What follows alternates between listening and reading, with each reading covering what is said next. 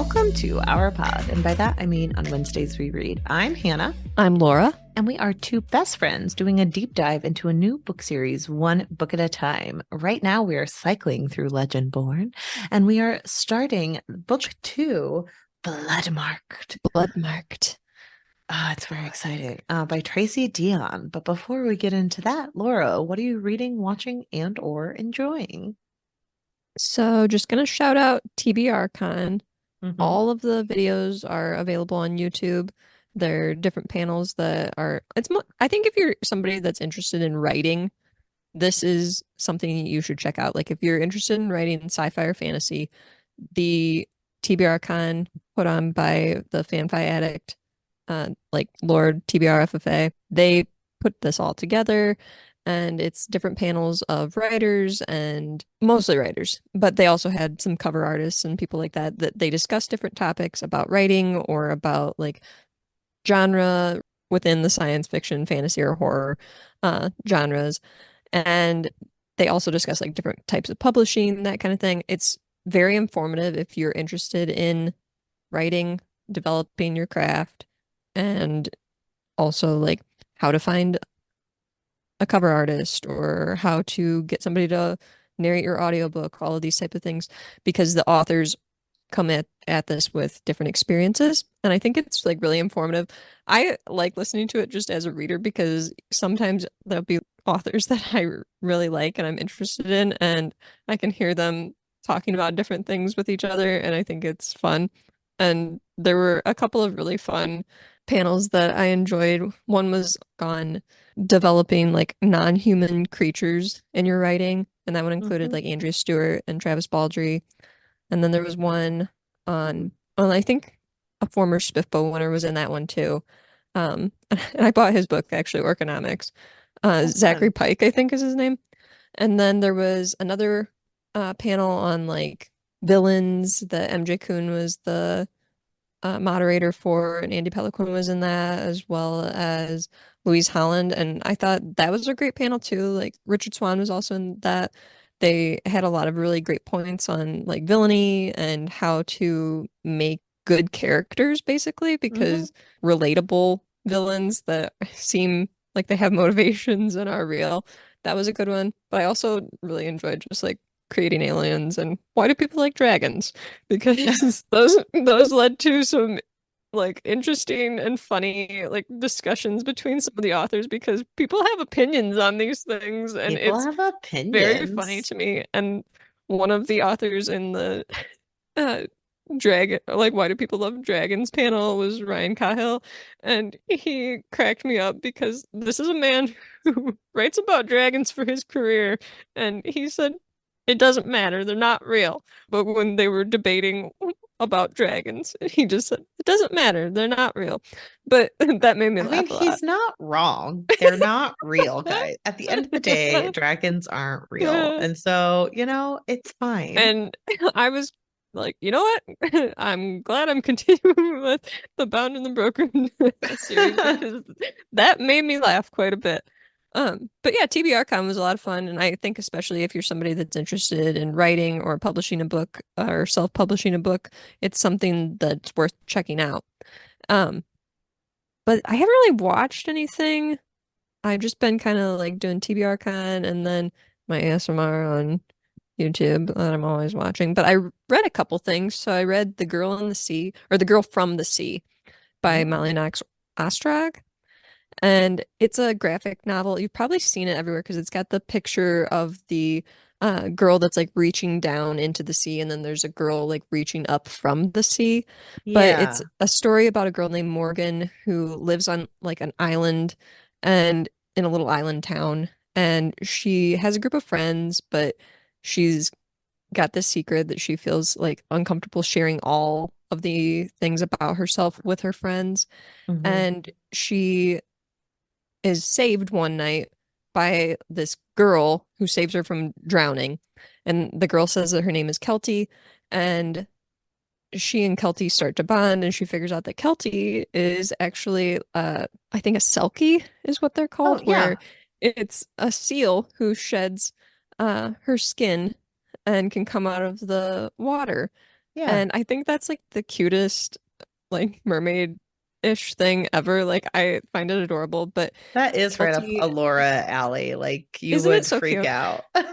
Like I think it's so cute. Like that might be my favorite mythical creature now. Like I think that's adorable. But yeah, I think it's a Selkie is what they're called. But Kelty the Selkie Oh, helps that's a fun Morgan name. to kind of open up a little more about herself and to feel more comfortable sharing with the other people in her life. And it's really a cute graphic novel, and I really liked it. So I highly recommend that one. But it is young adult, so don't be going into this and like think you're gonna get like all these like powerful deep themes because this is YA. It's for kids. And I literally just posted about like YA on Oh, you did? my my I can say words, guys.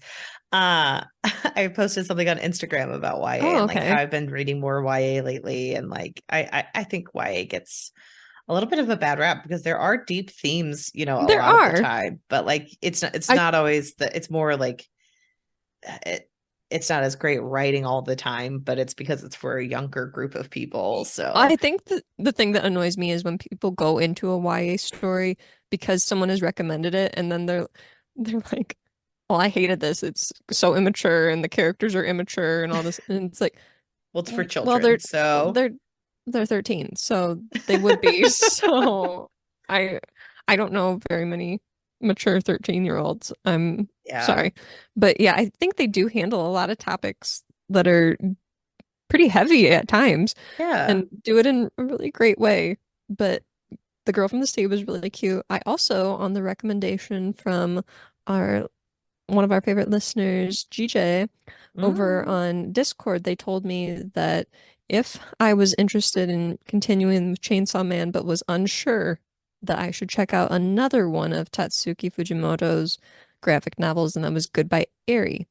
Ooh. This was completely unexpected because this is actually a story about a boy who is dealing with the loss of his mother and is also like a filmmaker and meets a girl at the hospital and they develop a relationship through film, and it was actually very touching, kind of like The Fault in Our Stars type thing where we have the dying love interest that we don't know at first. I'm spoiling the whole thing. I should have said spoilers for this, but too late. Sorry, everyone. Yeah, but if I don't know, I think I was going into this thinking it was going to be kind of quirky like Chainsaw Man is volume 1, and I was so pleasantly surprised that this is like a story about grief and Yeah.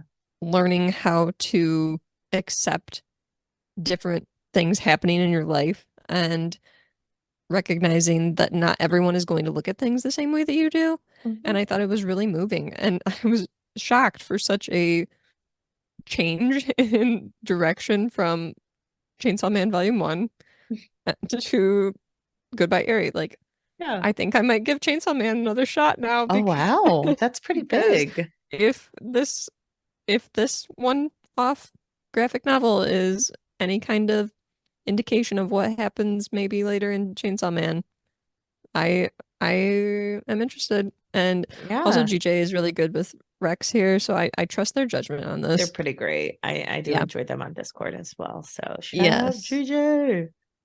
And then Hannah, the other book I read, you've also read this, I believe, Oh, The Paris Apartment by Lucy Foley.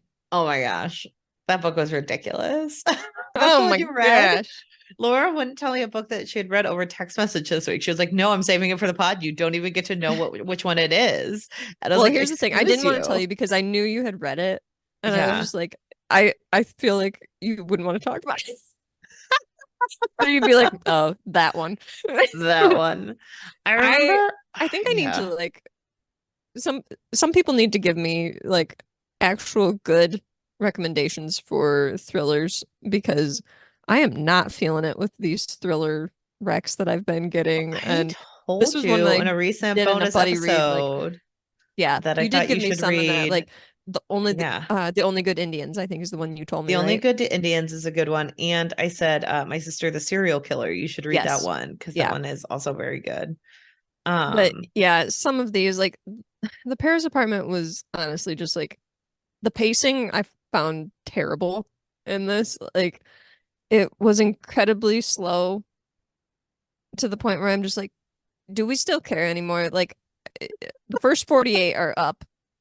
They would have like this man is lost. this And man is lost. He's probably dead by now. I don't and know then why we like care. the big reveal of like they're all related and they're all in love with him, the man who went missing. I just I Laura's just gonna be I'm spoiling spoiling everything, guys. everything today. But Laura's you know like, what? I do not care, and I will The not other respond to reason this bullshit. the other reason that this book really was a slog for me was because I had a little bit left. When I say a little bit, I had I think 2 hours left of this book, and I Mm, was not enjoying it. And it was spoiled for me by a friend. And so then I had very little motivation to finish it. yeah, So as I'm listening to like the last 2 hours of it, I'm just like, I really don't even care at this point. Like the right. characters were starting to become annoying to me even. And I was just like, "Ugh, this book, it's not working for me. And I don't know if I feel like every now and then I will read a thriller, but maybe I just need to give up on them.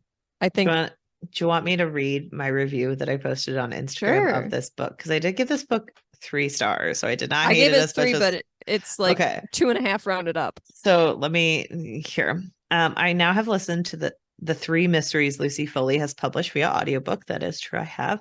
I love them on audio. It presents itself as a radio play and is incredibly entertaining as we meet the cast of characters and focuses shift throughout the novel. That said, I don't think this is my favorite of hers and likely my least favorite. It touches more on thriller than it does on mystery, which I've been burned too many times on and always leaves a bad taste in my mouth. It feels like it's always trying to shock you instead of just doing a straightforward whodunit, which is what I loved about Foley's other works. Also, some of the writing was just off for me. One of the characters is French, but spends sentences detailing what she just said in English when she wouldn't be doing Thank that in you. her head. It's a POV, so I need to have a reason you're doing that. It makes sense when characters are interacting with the two British characters, but outside that, I was always sitting there annoyed. Further, I felt like some of the tropes were a bit weird in the 2022 context. Overall, still an enjoyable audio and not as bad as some say, but not a fave. So I don't know. I I think it's as bad as some say. It might be as I bad. I remember being really annoyed by the French to English. Like she would say something in French and Mimi. she's like, or in English, this. And I'm like, what are Mimi. this is inside your head? Like, what are you doing? Mimi. I'm like, oh God, anytime Mimi was talking. And then I looked on Goodreads and somebody said, I love the character of Mimi. I'm like, you didn't listen to the audiobook then because I hated her. She was awful. I really liked the radio play aspect of these books because I remember, like, I've listened to a lot of like mysteries and thrillers on audio because like they're easier Concierge. to tune out. Hop, le. But I just remember, like, she bothered me so much where I was like, why do you keep saying it in English? You're French. Like, you don't need to say this. Who are you Mm. talking to? I really Well, liked there's like her. one point. So I guess I should give a little context for people who do not know what this book is about. It's about a woman who I mean, travels. it's about a Paris apartment, guys. I Well, don't it's know what about a else you woman who need to say. travels to an apartment in Paris to visit her brother, and he left her a message that he was going to be there. And she gets there and she has a hard time getting into the apartment because he's not there.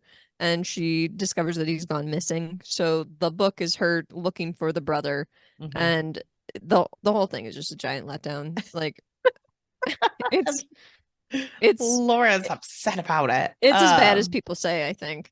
And I don't know. I didn't really enjoy it very much at all. I gave it three I stars, but I think it's me being generous. I I don't know. I liked the guest list quite a bit. I thought that was a good one. That was Lucy Foley as well. That And the one is hunting like party, I think, is the other one. the hunting party is the other one. I didn't give any of them above a 3 star.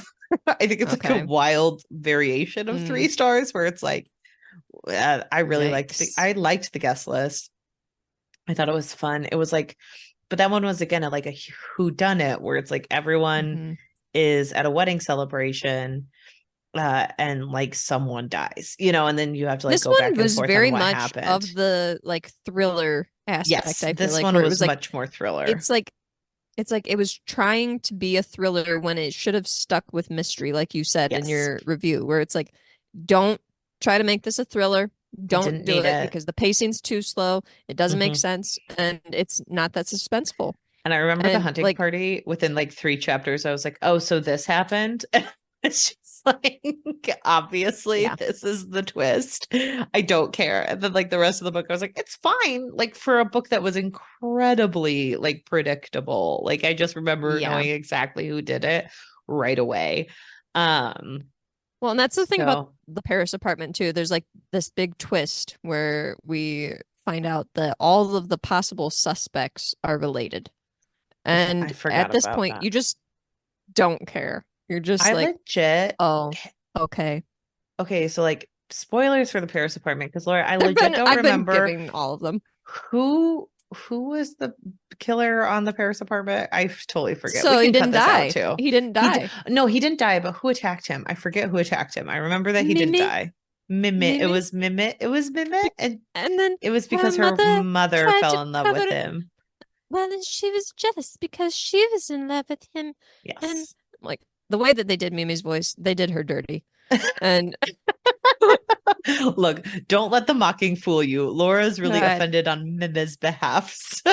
yeah, I'm sorry, Mimi, that you got all these bad things Mimit. happening to you.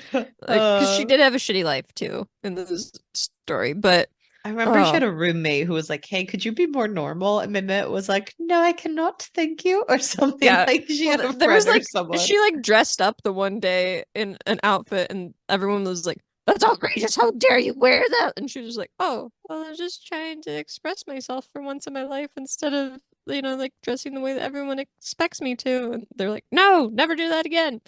And okay, that's a weird take, but What a and then weird there was like book. it was a very strange book because there's like a whole like prostitution like subplot Oh my and God.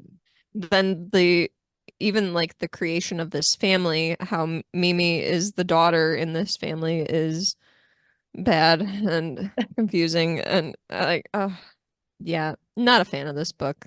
That's I'm fair. sorry that I've spoiled it for everyone. Don't read it. I don't think it's Don't- worth it. Laura's gonna spoil it for you to get you to not read this book. Yep, I'll So put in the show notes spoilers for the Paris apartment, but I but I please don't listen. I'm not gonna tell you the I don't timestamp. Just care. figure it Don't out. don't Don't don't at her. even Don't yeah, at her. don't at me about this. Don't listen to that book. I don't like it. It's not good. Fair I enough.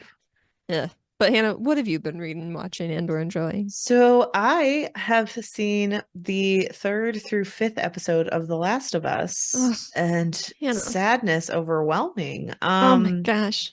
The third episode was brilliant. Like it's its Oh own my gosh. movie. It's Yes. so good. Like Nick Offerman did deserve his awards or I award honestly that he think won though that. that the other actor also deserved an Yeah, I award. thought the Like, other actor was great too. I really liked him. And like every here's my time, thing. I thought that both of them were awesome, and I kind of wonder if sometimes when you have guest actors in a show like that, if like the Nick Offerman of it all yeah, kind of I mean gets to that's going people, to do, and it's yeah, like that's going to get to that other people. actor was amazing. I I think that know. he also deserved nominations and to have awards because I don't know. I feel like sometimes it's like, well, Nick Offerman has done this role before. Like Yeah, I know. He's he's been been like the grouchy guy grouchy, before. not the government's Nazis before. But I Yeah. did enjoy seeing, like, I really enjoyed every time he was on screen. I was like, great, good job, Nick Offerman. And then I was like, man, that other man is also incredibly good looking. So, like, good I job, Nick know. Offerman. You got to kiss him. Like, congratulations. I hope you Yes. enjoyed it. Obviously he's an actor and that's not supposed to happen, but like, or not, Yeah, supposed to well, be they're hopefully inappropriate, not turned on, but not like turned on, they're working. besides it's the They're professional. working. Yeah, they're Yeah. working, but like also feel lucky, Nick Offerman, because Yeah. that man was gorgeous. He was so distractingly pretty. And I Yeah, do he know is that very good like looking. that storyline wasn't originally in the video game. So that's it. Like those characters were, but they were I more think like I was gonna say offshoots. I think that they kind of like shifted the story around a Yes. little bit. It's not that that was exactly how it played out in the video Right. game. And then I also know that the other sad episode, the fifth episode, the in the video game, the young boy who's in the TV series, the fifth episode, so spoilers for fifth episode, he was not originally deaf, so it was really nice that they brought Yeah. that in. There's So more sadness to come, Hannah, and like I'm sure I some like of it's the just that whole season, honestly, I think is brilliant. Like the way yeah, that it goes from episode to episode, but there are certain episodes that stand out in my mind more. And that I makes think episode sense. 3 is a favorite just because it Well, it's definitely also one has of the heartwarming longest. aspects to it, Yeah. whereas a lot of the other ones are more crushing instead Yeah, of heartwarming. well, and I will say, like, the third one is all about like a backstory, so it feels Yes. less like a video game. It feels more like a video voice. Like, lots of video Feels more games like a have it movie, where they like, honestly. yeah, but like lots of video games do have that where they'll cut away to like a scene that Okay. you have to watch. As someone who has played one video game ever, but Zelda does that a lot, Well, where I it'll played just like, none, so yeah, where you'll have to watch a video. So I could see where that would have been very video game-esque in its own way of mhm. like, oh, here's a cutscene to like this tragic backstory of these two Yeah. people and why you're here. And then you get that. And so I do think it still has flavors of video game, but a lot of the other ones, like you definitely feel the video game sometimes where Yeah. it's like, we have to go on this quest to get to here. We have to go through the tunnel and then get out. And it's like, oh yes, that is very video game-esque. Yeah. But like we have to run away and we'll get away just but like there's so many horrifying scenes and like it always upsets me when I see little kids that have Mhm. fungus no matter what but I like I'm I definitely will say enjoying my that time. the brothers in That that was one so episode, sad. that was devastating. Yeah. And as like I think it's very hard for me to watch something like that because I have a younger sister who I feel very protective of, and I I think it's really difficult to watch someone in that specific type of relationship where it's an Mm-hmm. older brother, younger brother, or an older sibling, a younger sibling, and they're in like a caregiver role, Yes. and that is the most important person in the world to them. Mm-hmm. It does not matter what the circumstances are. It does not matter if there are other people who get hurt. You will do anything to protect that one person. Yes. And that's what he did. And spoilers, I'll just flag spoilers before the beginning of this because I do care if people have spoilers on Oh yeah, no, I mean, be Last of careful Us. on the Last of Us spoilers because that actually matters. Like, I'm sorry, the Paris department matters less, but like the Okay. Last of You know what? Us, you I don't just want to won't say it, spoil. but Yeah, I will say that that specific episode is just very crushing to yes. watch as someone who has a younger sibling, And especially. And I'm sure you and I will do a TV Tuesday on The Last of Us because we both watch yeah, it and both like it quite a bit. So, I love it so um, much. There's gonna be a third season now already, I heard, of so that's course. great. It's And okay because Severance got a season two too. So super excited oh, about that, guys. You know, it's one of my okay. faves. It's got that sci-fi weirdness that just scratches Hannah's brain. But yeah. Sorry, I So interrupted you, Hannah, when you were talking about The Last of Us. I just get I mean, excited no, because I and love that show also so much. Melanie Linsky is on The Last of Us in a role, and Mhm. also she is in Yellow Jackets as Oh, what we okay. called we have nicknames for them, so apologies for some of them, but we do call her the internal nut on that show because like she seems like she's about to break at any point, Oh, and she, I'm just so glad she's finally getting her flowers because she's an excellent actress. Like I've yeah. loved her since Ever After. Like of course not, mother. I'm only here for the food. Like she has great like comedic timing and to get to like watch her in more serious roles or just like get to play a little bit Well, more. because wasn't she in uh Two and a Half Men? Yeah, she was in Two and a Half Men And I feel like as a people kind of want to just stalker or like make something. her Yeah. like a weirdo and not give her more serious roles. And it seems like now she's kind of taking off. Right, like she seems to be she was also so she's been in quite a few things that I just love, like Hmm. she seems amazing. She's her partner is Jason Ritter, and apparently they like got together Oh. when he was like still like either starting recovery or like hadn't begun it yet, and like they talk a lot about that and like how they found each other through like a lot of like feelings and bad stuff, and Hmm. so that's pretty lovely. She did get pushed because my old roommate and I were watching The Last of Us together, and we were talking about how she got pushed into this weird, like, because she's not a straight zero size person. She's Hmm. not fat. She is a straight size person. Hmm. No, which she's means that definitely you not that are at all. under the size of, I believe it's maybe 16 in the US. Like that's as if you're under 16, you're a straight size person. Like that's the rules. So she's a straight size actor. She's just Hmm. not the thinnest person you've ever seen. She got pushed into more like best friend sidekick roles or like Yeah. silly or even in Two and a Half Men, she like played a stalker of one of the guys who was like constantly over Charlie there. Sheen. Yep. And so Never a viable love interest. yeah, like never a viable love interest. And so I do feel like it's been good to see like she gets to play much more serious roles. Yeah. She's gotten to do um a little bit more like in Yellow Jackets. She's also married to a very good looking man, which good Yeah. because she's Jason gorgeous. Ritter from Parenthood. Yeah, no, that's in real life, but in Yellow Jackets, she's specifically Oh, in like, Yellow Jackets, she's yeah, also she's married to a like good-looking a man. very good looking man where you're like, yeah, and then it's like, yeah, she's hot. It's just like the world wants to pretend that she's a fat woman because we don't actually want to see fat people No. on screen. We want to see people who kind of look like they're not the thinnest woman in the world and they're like, oh yeah, they're totally fat. It's like they're not. No. So thank you for that, but no I was gonna thank say you. she's and that's annoying too if that's the person that they're using for fat representation because it's like Hmm. she is not a heavy person. I'm No, sorry. she's not. She's like a And it's very frustrating. she's a very good looking woman. But I love seeing her in The Last of Us. She's amazing. Hmm. Yeah, and then I She watched did a great in little. that role too. She did. She messed me up. I was just like, oh my Hmm. gosh. So I watched that There's and I something watched. so pure about watching that show because you can see like all the motivations of the different characters, even if you hate them. Oh yeah.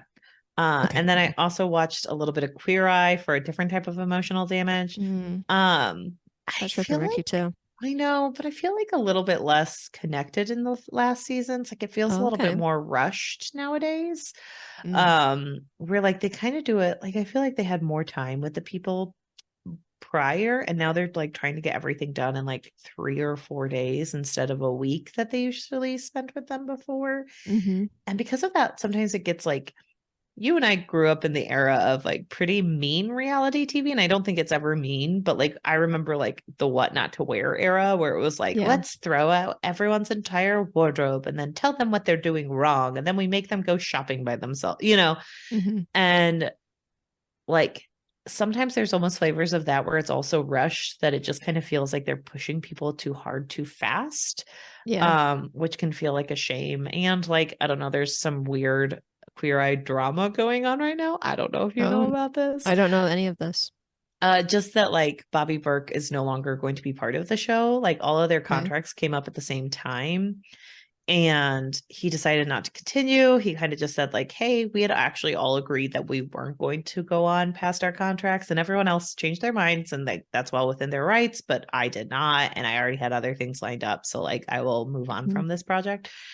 But also like people notice that like specifically there was like an award Instagram post that like Tan didn't tag Bobby in, and then Bobby wasn't tagging Tan and stuff. And then it kind of came out that there's been some drama with them that like Oh, jeez. Tan didn't love that like Bobby kind of got the image that he was the hardest worker of the crew. And this is all like conjecture based on like a bunch of stuff. But like, and then like Tana kind of got Anthony into his corner. And like the other two were like advocating, like, no, no, no, no, like Bobby's fine, everyone's fine, like we're not going to act like this. Hmm. So that stings to know that like I think it's natural when people like get big that there are weird tensions, especially like these people got so famous that they had to like get extra security for this show now and like do all these things. But it just feels like sometimes there's a lot of like Netflix shows that got a little bit too big too fast and they don't always I handle it I think appropriately. all of these reality shows honestly kind of suffer from that, and Yes. that's why we have so many people that can literally make a living covering the Mhm. drama. Yep.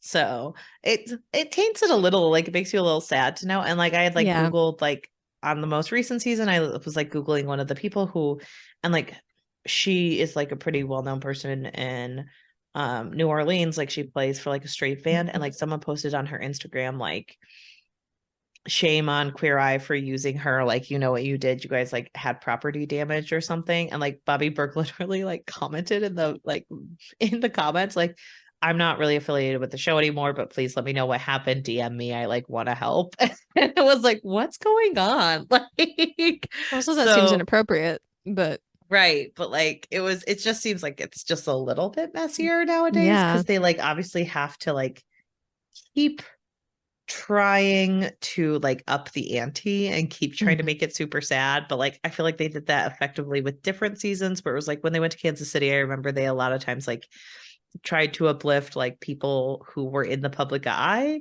But here it feels like they're still going for more of the drama. And I'm like, I don't know. I'm like go back Yeah. and forth and I'm probably being too critical, but that's just because I know like all that stuff recently came out. So, what you gonna do.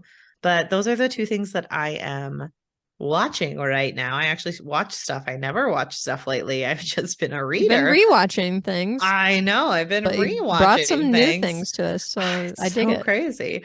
But I mean stuff that most of you've watched already. And I'm like, I'm Yeah, catching up to you. we'll But never catch up. fair enough. But we were reading some queer lit, getting ready for an episode that will come out. Yeah. But we didn't go into too much depth about the books we're reading, so I want to talk a couple here. Um, I read Iris Kelly Does a Date by Ashley Herring Blake. This is the third in the Bright Falls series. So that was Delilah Green Doesn't Care, Astra Parker Doesn't Fail, and now Iris Kelly Doesn't Date. So this is the third friend in the book. Like there's three best friends, and she feels like very used. She feels very stigmatized, and she ends up going into a fake dating relationship with a girl who is trying to get over her ex, who she was with for 6 years, and they're still very close friends. So there's like fake dating. There's a lot of like people not trusting someone to live the life that they want. And like trying to grow past like who you were once before into something new. Um, I feel like sometimes I liked this book a lot. I thought it was very cute, very fun. But sometimes like with romances, I found that like a lot of them want to propose these like very progressive ideals, but then they're still stuck in a box of like, but you have to Yeah. have a happily ever after and true love. So like Hmm. a huge part of one of the characters is she's like, I don't want to get married. I don't want to have kids. And like that's fine. And maybe I don't want a And then she relationship, changes but her like mind. she doesn't want no, she doesn't change her mind, thank God. I would have Oh, like okay. hated it. But there is still that like she's like, I don't mind not dating and like hooking up and doing all these things. But then it's just a bunch of people being like, but aren't you unhappy? Don't you want to find someone? And it's like, okay, so like, yes, this specific person does feel that way. But should we be reinforcing that people who like want casual sex all want a partner? Like it's sometimes just Right. espouses really bad things when it's like this progressive woman, but like she's just waiting for the right person and then she'll get like into the She'll partnership she change her wanted. mind and get into that mindset that Right. And she'll like settle down. I just like don't always love that. But I did like that like the book talks a lot about like I think her partner is a little bit more interesting, which I found in a lot of these books. Like a lot of times the three friendships, I'm like, you guys are just like three bisexual women. You're Mhm. fine, but you're kind of boring. Like and then their Right. partners are like these interesting dynamic characters. And I'm like, okay, like I Why guess does you that found always the happen? right. Like Where and it's it's like the side characters are more interesting. well, and it's like it's dual POV, but it's still like these three best friends are supposed to be like the crux. And it feels like this book, Hmm. it was a little bit disappointing because it felt like this book was almost fan service. Like it's always like, oh, the crew is getting together for a couple things, and then like she has to go off on her own again. And I'm like, okay, fine. Like I will say that I Yeah. did appreciate there was a moment where as the friend who was single far longer than any of her other friends, it did have a moment where one of her friends like hits a milestone and she gets sad for herself and starts crying and Hmm. like she's happy for them in the moment but she leaves and she cries and I was like normalize that happens with friends and it's okay, like it's Yeah. okay. Like I've had moments where certain friends like hitting a milestone hits me harder than other friends and it was Hmm. okay that happened. Like I got to be sad for myself even if I was happy Well, for them. I think that people, I think, will take that the wrong way when it's Right. like, it's more of a mourning for the relationship changing, Yeah. is how I always see it. Right? Like, and I don't think we normalize that enough. So I did appreciate that. And then for another one that I was so awful, but I had the best time reading it. It's called Oh Mistakes no. Were Made by Meryl Wilsner. Uh this book It was was so awful, but so you had the awful, but best I time. loved it. I had the best time. So it's like about this girl who has a one night stand with this older woman, and then the next Mhm. day she goes to breakfast with her best friend who's like a freshman. She's a senior in college, and she finds out that it's like the best friend's mom. Okay. uh and then they like go on to have like a secret dating romance. I'm And not sure how I feel about that, but it's one of those things where I was like, well, if you're reading about this and it weren't two women, you would be definitely bothered for other reasons. But like it is yeah. two like gay women so far, or two bisexual women, gay women, queer women. Uh, but like it wasn't good. I just really enjoyed my time with it. I was like, yeah, I guess. Like, I guess I will sit here and listen to this for a day and it'll just wash right down. Like the like creamiest milkshake that you didn't really want, but you ordered and you paid for it, so why not? Okay. Okay. But it was just like not that well written. I don't think the stakes ever quite made sense.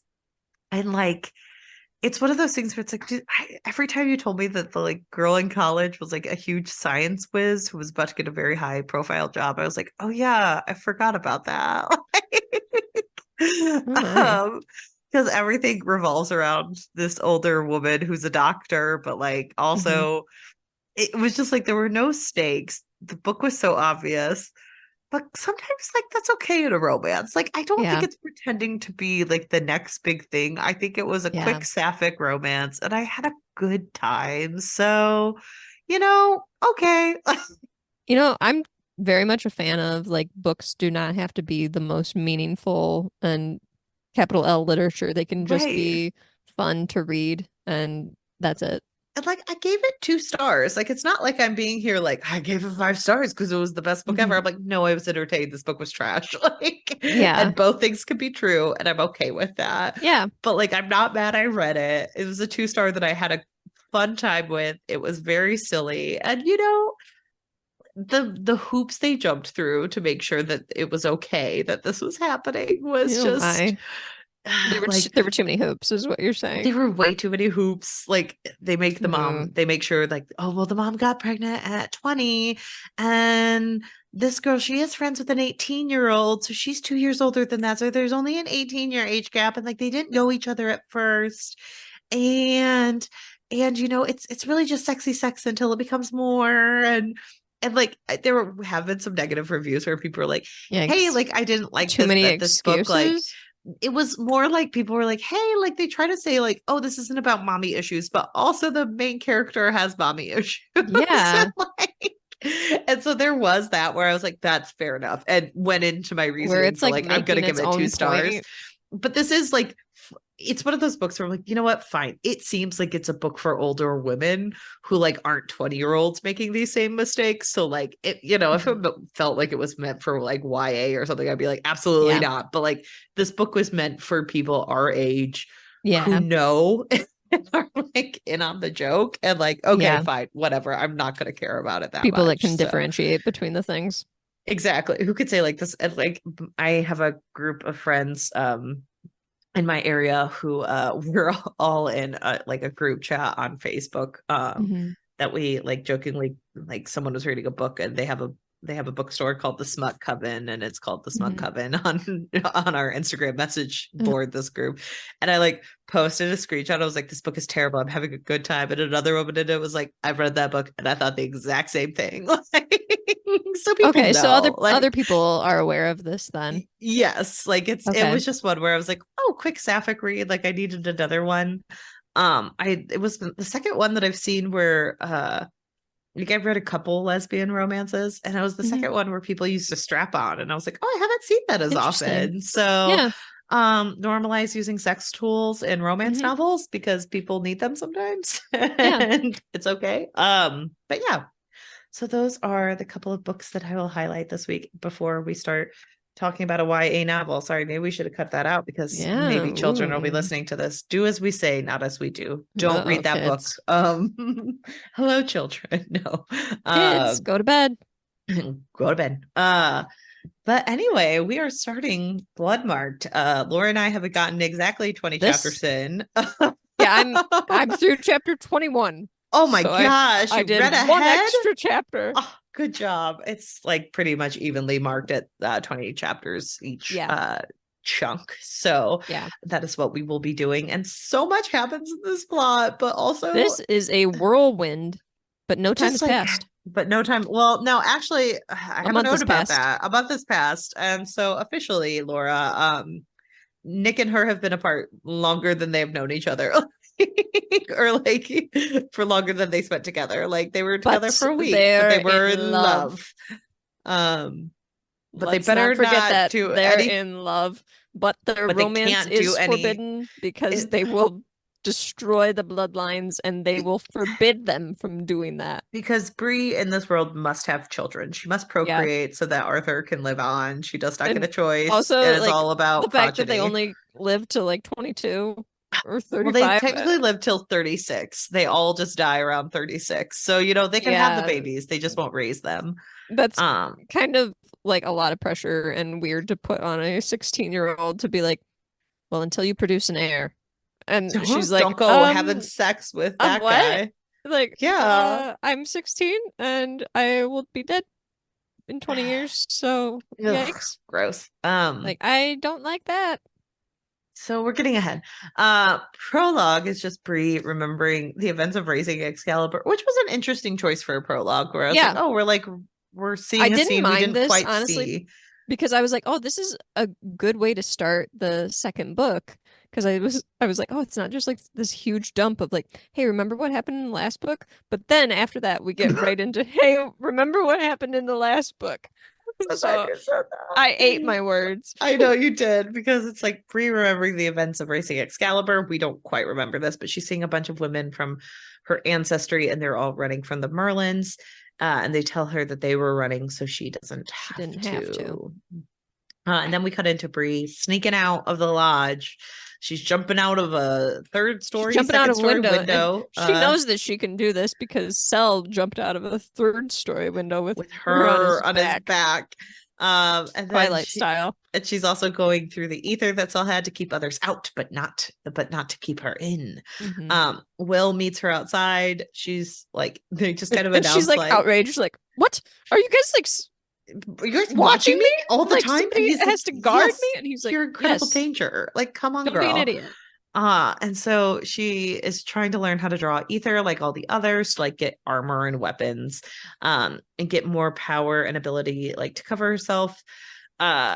Then I literally my next note. So I was like, I'm so glad you said it because I said we have the most YA type intro where it's like, here's what you missed on Legendborn, where Bray Yeah, reminds us of the various plot points of the last novel. yeah.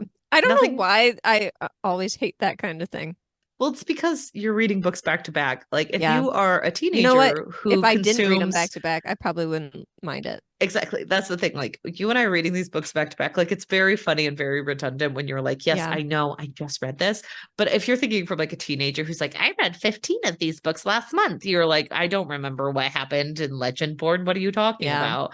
So I it also is can to see it from the help. standpoint of like if the books are released far apart from each other, Yes. that is Like, helpful look, because maybe people are not rereading the first book.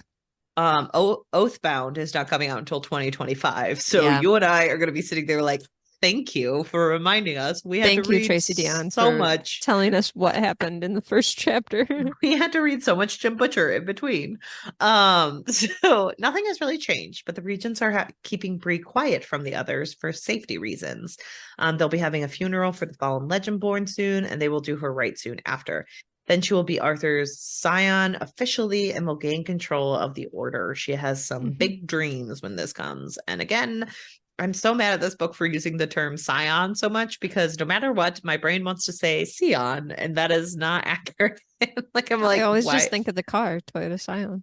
I know, but like for some reason, like seeing those like an SCION, I'm always like, Sion, Skion, and I'm like, Hannah, Sion. It's not that hard, but for me, I it listened is. to the audiobook for this, and I did not realize that the way that you say like gorkle, it's like Oh, it's a gorgle. very, it's like, but it's like Gorgle. really throaty like noise in Go- it, like gork Okay, and gorgle. and then like the Like other one Loch was Ness. urkel Okay. or yeah, like Loch Ness, Urkel. Yeah, well, they did urkel, tell us urkel. Loch Ness. Like they did say But it was like Loch Ness, but like we it's didn't realize kind we of needed the shocking accent. though.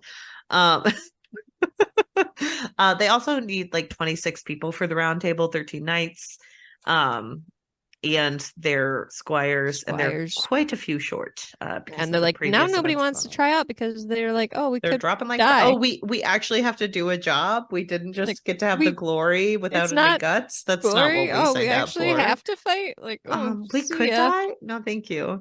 But we also find out it's been a month since Nick was missing. They've been apart Yeah, longer than they were together. yeah. Bree tries to use ether to make the weapon, but it ends up burning her because it's too much fire. Hmm. Quote unquote, too much fire. I feel like that will be a theme of like you're too Too much in much. this book. I mean, it already is a theme. Yes. And Cell comes running in, screaming at her the way he does, like, what are you As Cell doing will do. outside? Um, he said he's super mad she left the lodge because I was feeling silly. And she's like, this isn't a big deal. Like, we're behind all these other like barriers. And Cell is like, no, I'm right. And the book is like, yeah, Cell is right. Because immediately there's a bunch of like shadow spawn Yeah, foxes they who just pop up. all of a sudden pop up And they're and just like eating across his barrier because like it's always a battle of the wills. It is mhm. Star Wars, Well, because they whoever like is the feed power, off of it and then can have that power. right, if they can like control it more than the person who made Hmm. it. So she and Will try to get away, but she's kidnapped by a masked man. That she like, this is the most nonsensical. Like This she's was like, it's weird. she's like, oh my gosh, it's the line of Morgaine. And then she like thinks she's This in the line of danger. Morgaine keeps being brought up with no like And results.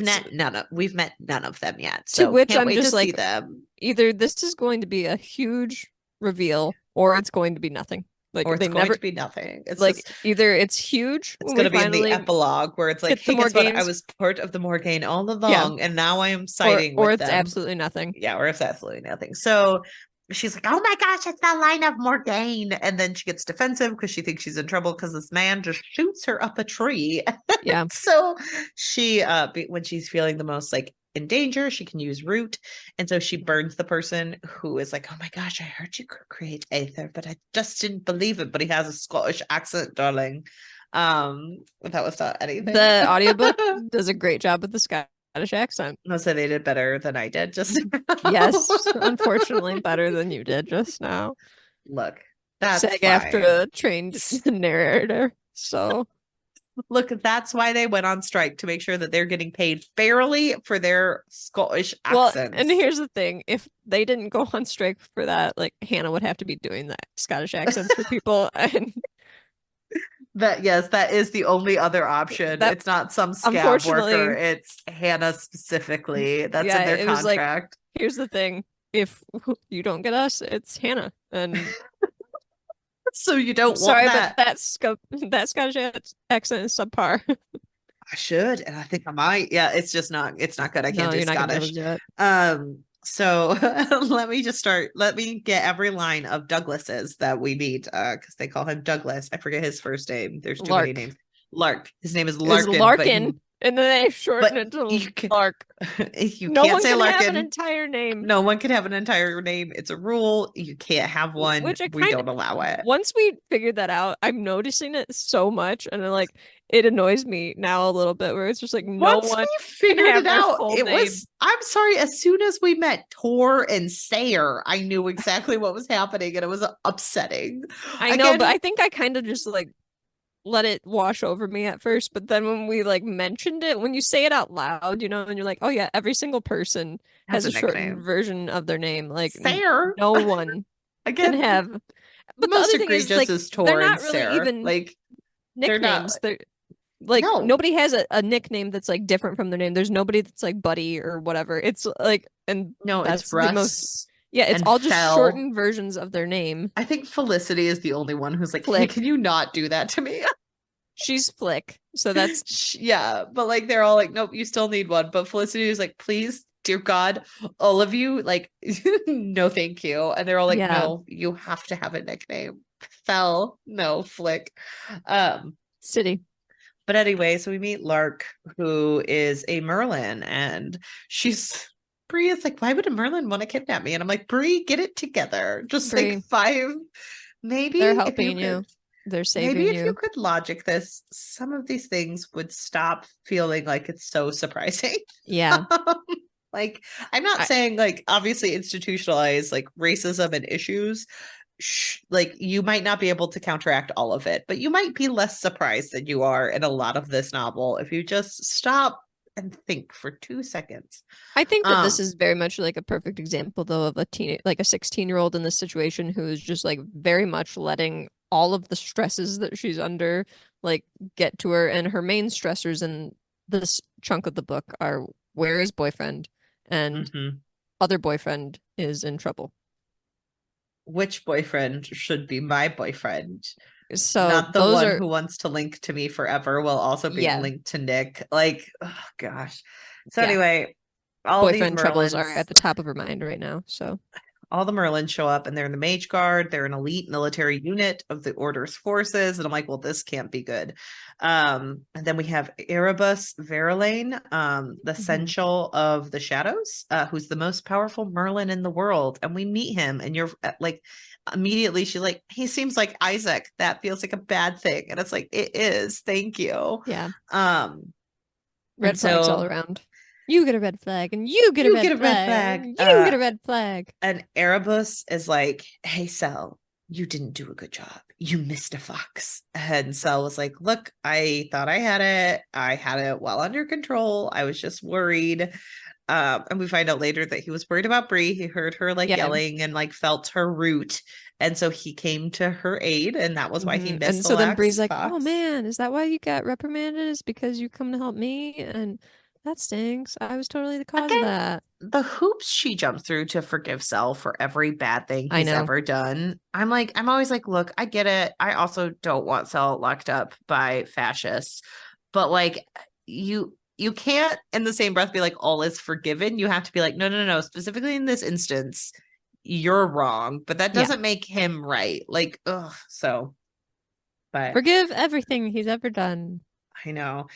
And so now Lark is like flirting with her and getting her down from the trees and meeting with the like Erebus and I never got the vibe that he was flirting with her, honestly. oh, I thought he was because he's just very like no matter what Malige and like he's No, trying to like he likes William because he's he always does. blushing. But I think I got from the sense like so she's met Nicholas who's like pretty little like perfect boy and then she's met Hmm. Cell who's dark and broods.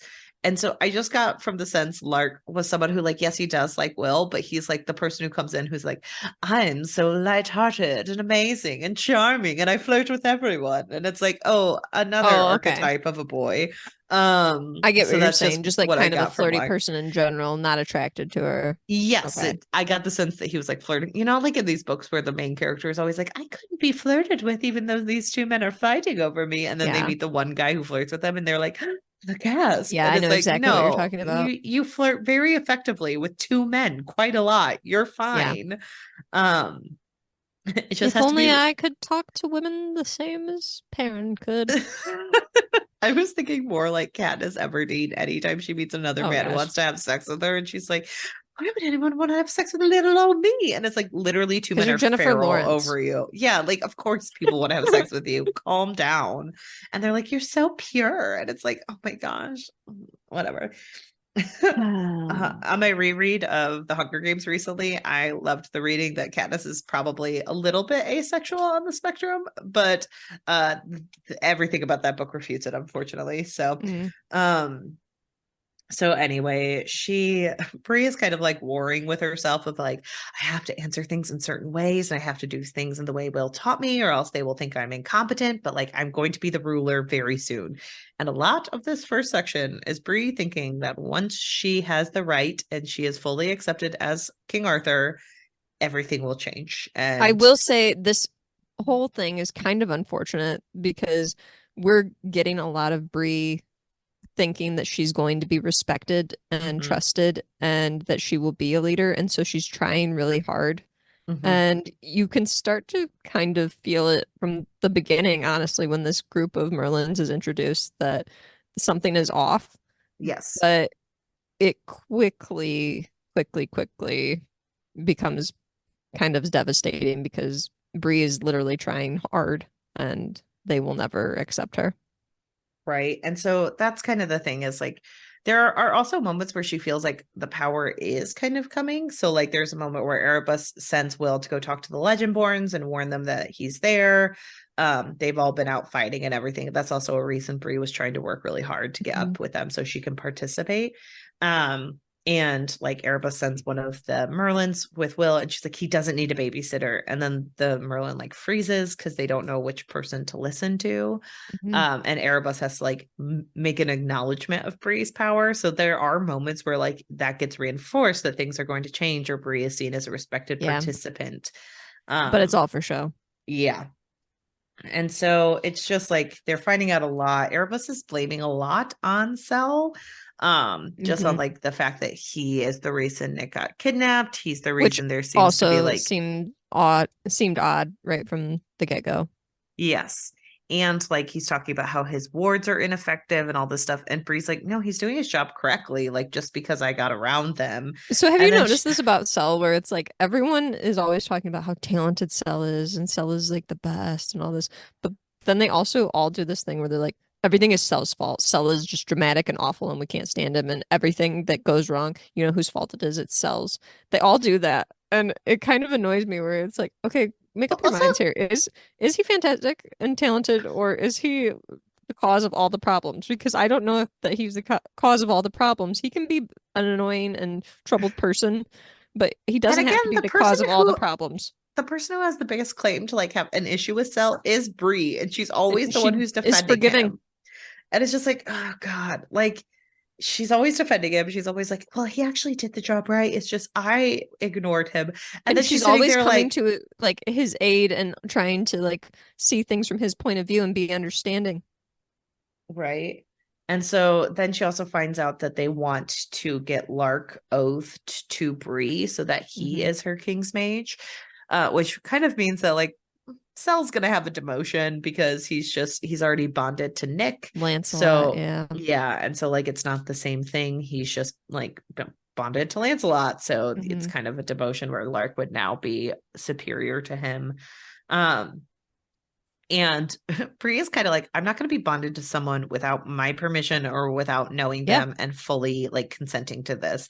And they're like, well, you don't really have a choice. There's about to be a war. So we really need you bonded to someone. And they're like, we have other people if you want. And she's like, I'm just not going to do this. Like, Hmm. and then she also finds out that the rite is literally tomorrow, right after the funeral, which she wasn't expecting. She knew it was coming quickly, but like it just seems like there's a huge rush on all of those things. And the way that they're all just like, "Are you ready for this?" And she's like, yeah, I think so." And they're like, "You don't sound ready. You got to be totally ready. You got to be totally ready." And she's like, "Yeah, I'm ready. Like it's just there's been a lot going on. Like I'm ready." And they're like, "Well, you do not sound prepared. Oh, I'm Well, unsure and about this." also And I was like like, "Oh, the way shut they're up." so demeaning to be like, how dare you only have a month of training under your Yes, belt because we're terrible people who never believed that this could have right. happened. Like it's just very silly and awful. Um, and so Erebus sends like Lark and Sal to take Bree back upstairs to her room. And Cell is like pissed off at Lark at every single turn where he's like, Lark is being perfectly pleasant to him. And he's like, Hmm. right, ain't you? And Lark is like, same, but a little bit nicer about it. Yeah, Like, same, but a little bit nicer. I like that. yeah. Uh, so like Lark does admit that they're not friends, but they were enemies. Again, a little bit nicer. Hmm. Like our parents trained us in the old ways. He's kind of giving the background on how the Yeah. Merlins act and like what's going on with them. Um, and so he takes them both up to the room and he even gives them a little bit of privacy. He's like, so I'll leave, I'll go, bye guys. And they leave and um Cell is pretty upset with Bree because everyone blames Cell, but then again, Cell always turns around and blames like the other person who's the most powerless Yeah. in this situation, and I hate that so much. Um, and they kind of have a fight about it. We find out that he kind of did offer to become her king's mage before everyone got there, and she didn't really say anything. She Yeah, kind of she's just just kind let of it like, hang. Um, and which I mean, I kind of get where she's coming from because here's my like I have a lot of questions about this. Like, how does that work? Like, how can he break one oath to be well, I think you would almost bonded to have her? Like, I feel like he would have had combating oaths, and yeah, that would have been a problem. So, like, that's also a reason she said no, but he took it personally as like she doesn't want to be bonded to him, to when it's like, him. no, like she's also interested in the person you're bonded to. So, like, that's going to be warring parts of it, where it's like, who do you Hmm. answer to and how, and like, who are you putting in danger by doing that? And it feels like Cell wasn't thinking through that decision. He just knows that he Yeah, wants to keep Bree protected. that's And what I think. There's that's just like more questions that need to be answered in terms of like what that bond means and how they are connected to each other before she right. can decide like who is going to be And her so mage. he's also just like, I don't know. She calls He him out takes on being a everything jerk. extremely personally, and obviously they have an attraction to each other, so that like puts another layer into it that he's going to Yes. take these things more personally than he Yes. would before, because then Especially it's when going to be he's like, sitting there well, being of like, course you wouldn't want me. How could you want me? especially when he's sitting there like, I understand you never technically broke up with your boyfriend, but like he's been kidnapped for a month now. So could It's you like, just move it's on time from to him? move on. I'm Yeah. sorry. He never says that, but I imagine it in his head It's really loudly. probably what he's So thinking. can't you just forget about Nick and Yeah. date me instead? Sell probably. So Settle for she me. come on. Look, here's the Come thing. on, baby, settle for me. What is this? I forget the line, but it's all that I have. Oh, self-degradation and pity is all I have left, or something like that. I love that song. Um, but also she wasn't settling for Greg. They were endgame, hopefully.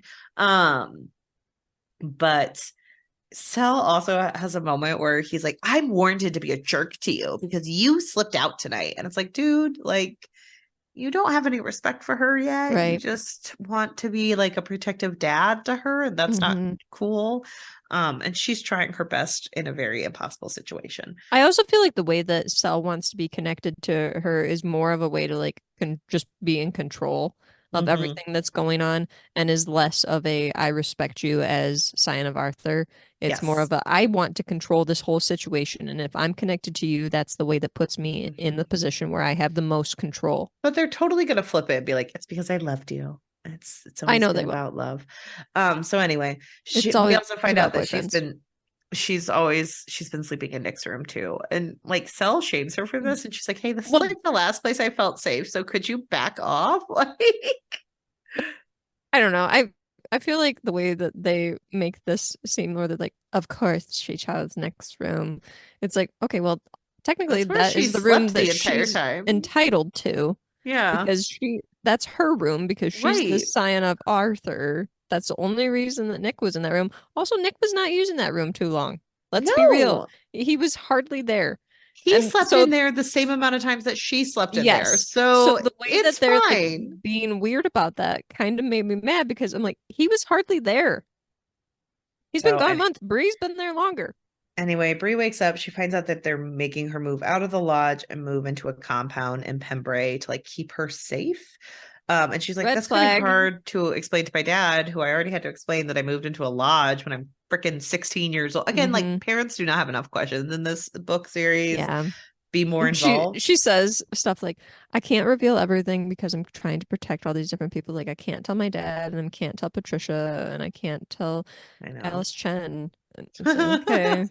Well, okay, and then she has to like call Patricia and Mariah, and like she's really scared because she used quite a bit of root and she could feel like the ancestors grumbling. So she was worried that like it disrupted other root people, who she Hmm. told like they all kind of have to be in hiding while the order's there so that they're not found out, which also has a ton of terrible connotations to Yeah. it. But Patricia's like, I'm fine, I'm on vacation where your dad suggested. I'm just up here not giving you therapy. The Like, way that she's mentioned in the like this is what happened in Legendborn as my former therapist. Like, I know. I was like, she was fine.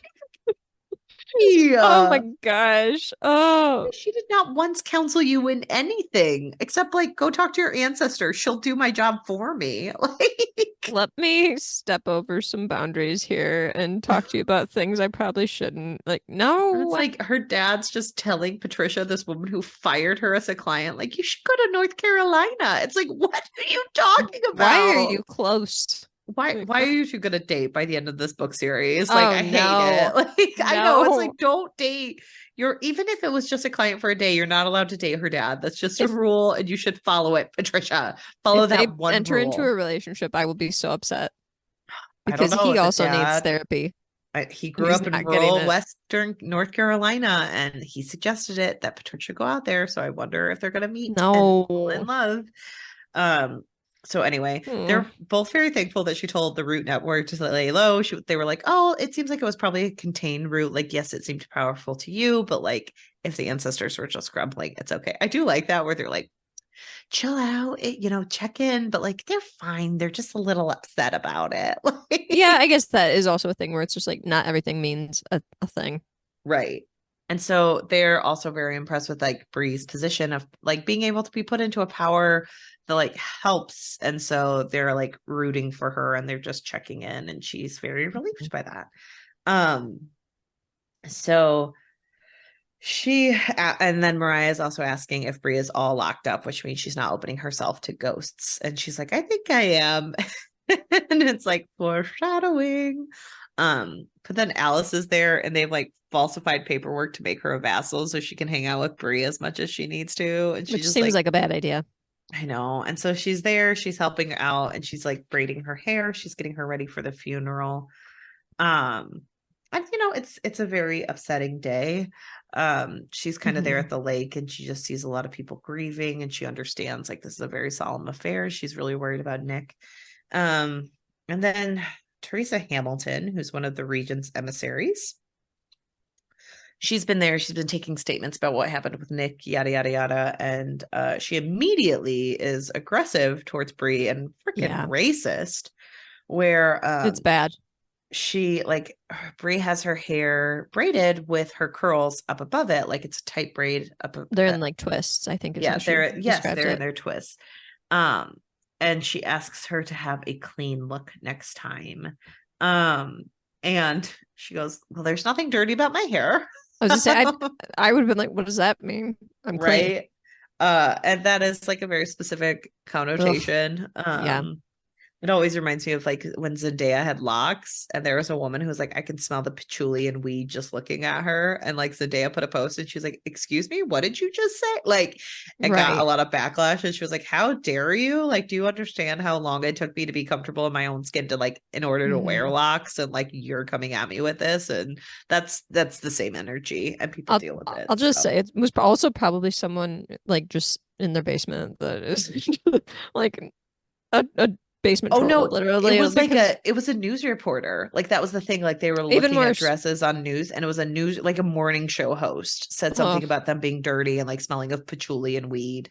And it was just and like Zendaya is so, like one of the most beautiful people in the world. and it was when she was like in high school. Like it was Oh my incredibly inappropriate gosh. on all levels. Yeah. So like it's like this situation where like Zendaya is a young girl Hmm. and someone's saying like you should just have a cleaner look. And it's like, what is Uh, clean?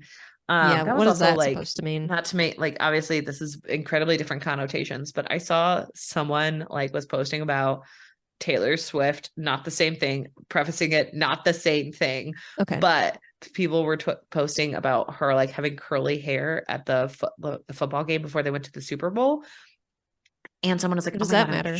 I'm triggered. Look at her frizzy hair." And it was raining, and Taylor Swift has curly hair, so she wore her hair naturally, and then went out in the rain, so it got frizzy. And like, a like I was on TikTok and a black woman stitching it. And she's like, "You're saying you don't like curly hair, and the connotation with a lot of curly hair is like it comes from black people. Like that's how white women know how to deal with their curly hair. That's how they handle this. And when you say you're quote unquote like triggered by it, it's rude. Like it's overstepping, and you don't seem to understand like how curly Mhm. hair works and how different textured hair works. You just want people to have straight quote unquote clean hair. So There's so little many thing, things about like all that Taylor Swift stuff that like annoy me to no end because like when Taylor Swift was at I think a different football game, but Travis Kelce's brother Jason was also there and he made a literal scene like hopping around in and out of the like suite and not wearing a shirt and screaming and all this stuff and he was like picking up people and holding them up of and course. stuff so and he was making a literal scene and the way that people like praised him for it and then the way that people have been like Taylor Swift is ruining football it's like she's literally sitting there she's not asking anyone to bring the She's cameras just over to her checking out her hot boyfriend, and people are she's using her. Like but the someone way said that they're like, something. she's awful. I hate her at football games. I'm rooting for whatever team's against her. And I'm like, she has done nothing. And now I'm thinking that you guys need to check your sexism because if Oh, they you think do. Like, that Taylor Swift is the problem here, if Taylor Swift is disrupting your football game, but Jason Kelsey is not, when he's making a literal scene, check your sexism. So there's a lot of issues with Taylor Swift. I mean, it's just the belief that like I'm not even a Taylor Swift fan, but like it's Poor the Taylor that has to be under all this scrutiny that we even have to have these conversations. right. But like the thing is it's people who are like, I'm actually a real fan. Like all these people that Taylor Swift will bring to watch football, they'll ruin my good time because I'm such a fan. I know exactly what's You're not paying happening. attention to the football then. And it's like, okay, then like, why do you care? Why do you care if people get brought to football and want to wear Mhm. something? Like, what does it hurt you personally? Because it feels like It's it also just like a does. gatekeeping Yeah. thing too, where people are trying to say that certain people don't belong in these spheres and other people do. And it's distracting if Taylor Swift is there and her friends don't belong, but it's totally fine if Jason Kelsey is there, stomps around Okay. and screams and throws his shirt off and picks up small children and I holds think them it's up and stupid takes she's pictures. wasting time on a private jet to get back for the Super Bowl. But Oh yeah, that, that is we yeah, definitely need to we be could talk about taxing that. the But like, heck out of her right? jet trips. Yeah, like just tax them to the up the woo-ha. She can afford it. Mhm. She's fine. But like tax other people too, because guess Mhm. what? Lots of That's rich ridiculous. billionaires act stupid with money. It's not just Taylor Swift. Yeah. Um, and that's feminism. No. Anyway, Legendborn, This is modern Bloodmarked. feminism talking. I will change the world in shoes I cannot walk in. So they get back to the funeral. Wow, what a what Yeah, a jump scare we into went this. on a trip. And like it sucks because Teresa's taking like pleasure calling her Paige Matthews instead of like a I sign hate of that so respect. much Um, and she's like because obviously they don't saying it. respect her. This is where it gets Yeah. more obvious to Brie that they are not going to respect her. Hmm. And she like Bree calls her out on it, like you're taking Hmm. enjoyment out of this. You will not call me that past today. And she's like, I will do what the regions tell me to, which also says that the regions are in more power Hmm. than they should be. So Bree has to go sit with the other pages. But also Lark gets to sit next to her, and people are like, no questions. I'm like, what I the know. hell? Like, okay, sure. I thought that too. Um, I was like, why didn't anybody say anything about that? I know. And so they're all kind of watching the service. They're all like giving these commencements. The families are talking.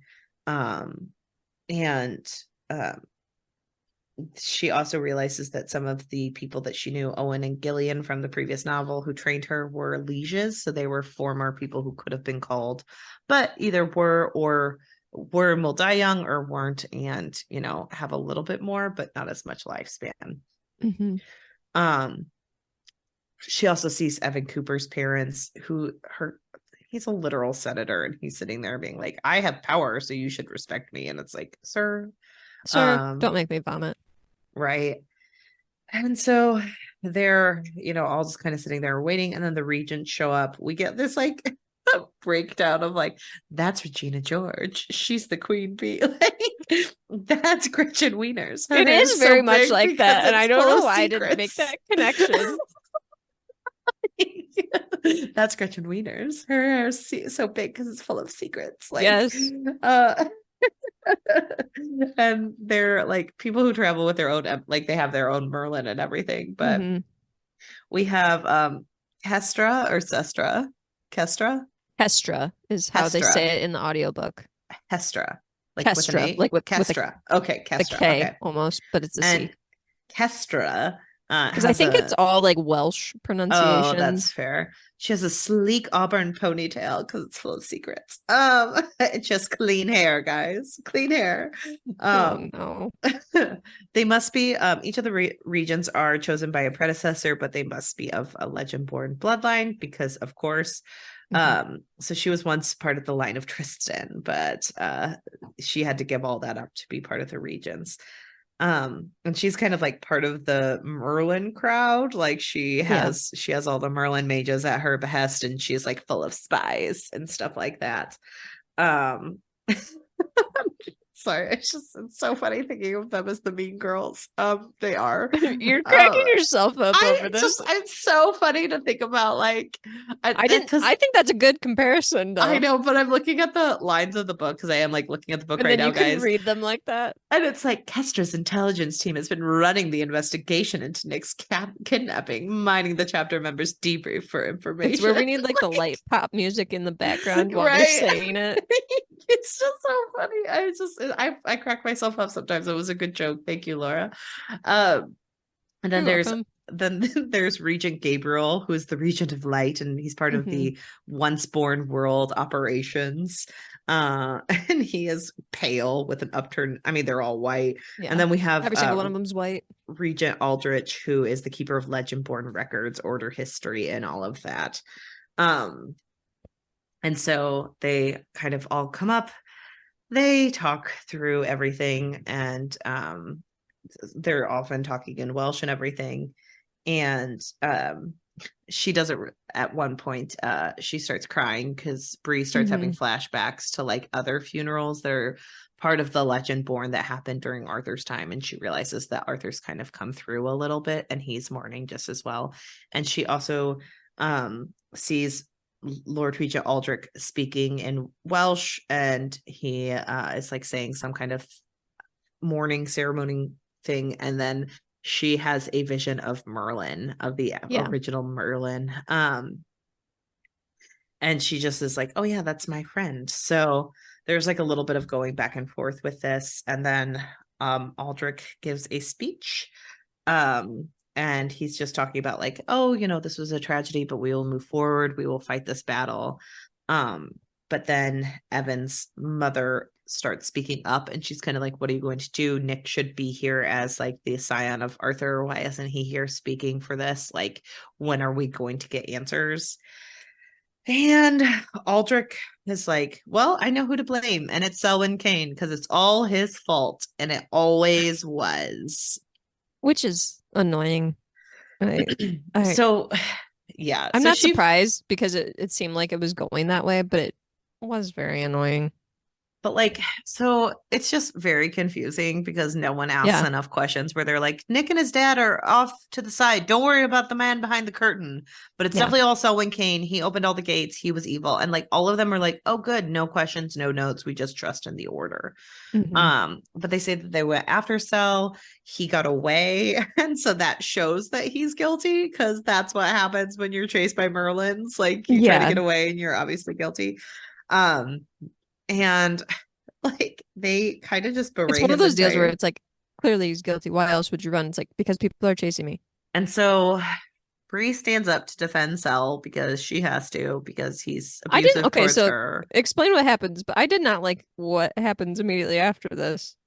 Okay, so she like stands up and she's just like, that's not true. He shouldn't. And they're saying he's going to get stripped of his title and everything.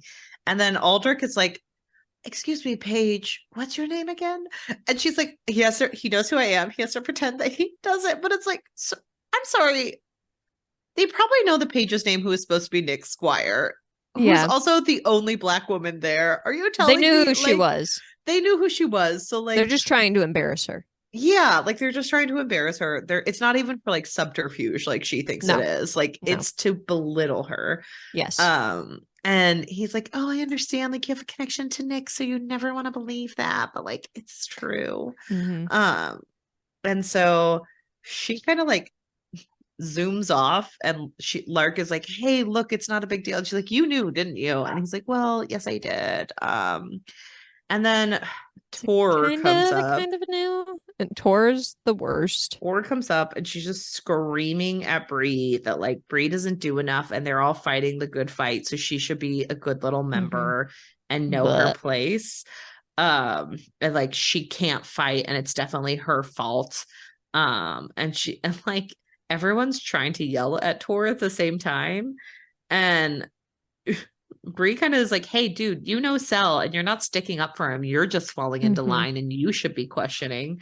And Tor's like, "Well, they're not wrong. Mm-hmm. Everything that they said is true. He was negligent in his role, and he did like do all these things."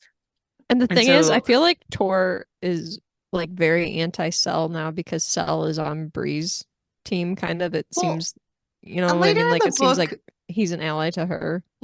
someone is like, "Hey, Tor's racist. Like that's all this is. Yeah. Tor is a racist, and stop pretending like it's not that." Which also shows like a lot because we also know Sarah is biracial and her girlfriend. Mm-hmm. So there's a lot of like internalized like racism Yep. towards specifically a black woman who does not pass in their Yep. world because Sarah passes in the world. So it's okay for her. Mm-hmm. And it shows like the insidious nature of white women in their Yes. racism. Because as long as they can have a girlfriend who is biracial, you quote unquote can't call her racist, even if she Yep. is. And none of that is true. She is Exactly. racist, and that's it. Um, but she like takes a walk, and Sarah tries to apologize for her. And again, biracial person who's being put into an uncomfortable Yeah. position for their girlfriend. And Bree's like, "It's not your fault. Those are Tor's accents. Like, I'm not gonna Right. make You don't you have to apologize for that. right." Um, and she also realizes that during this like flick, sorry, Felicity is kind of like Whoever standing she to the is. side, like a little bit in a daze. And she realizes like how much grief this girl must have right there. And so she just goes and she's like, "Hey, nothing I can say to make it better." And she's like, "No, there's not." Mm-hmm. And then at one point, Felicity is like, "You have no idea." And Bria's like, "I do have an idea, but like, I'm not going to say it because it's inappropriate." I'm like, "No, I think it's Albie to be like, dude, my mom died." Like, you Yeah, I don't was have gonna to say I make think yourself you can smaller. think you Like, can say something. and so she's just like, "Well, I hope the pain lets up a little soon." And she's like, "I hope so too." And so then they all kind of go off on patrol and they're like, "Oh, we're all ready for King Bree to take over and do what she needs to do." And she's like, "Yeah, things are going to change tonight." And it's like, oh, famous last words. Yeah.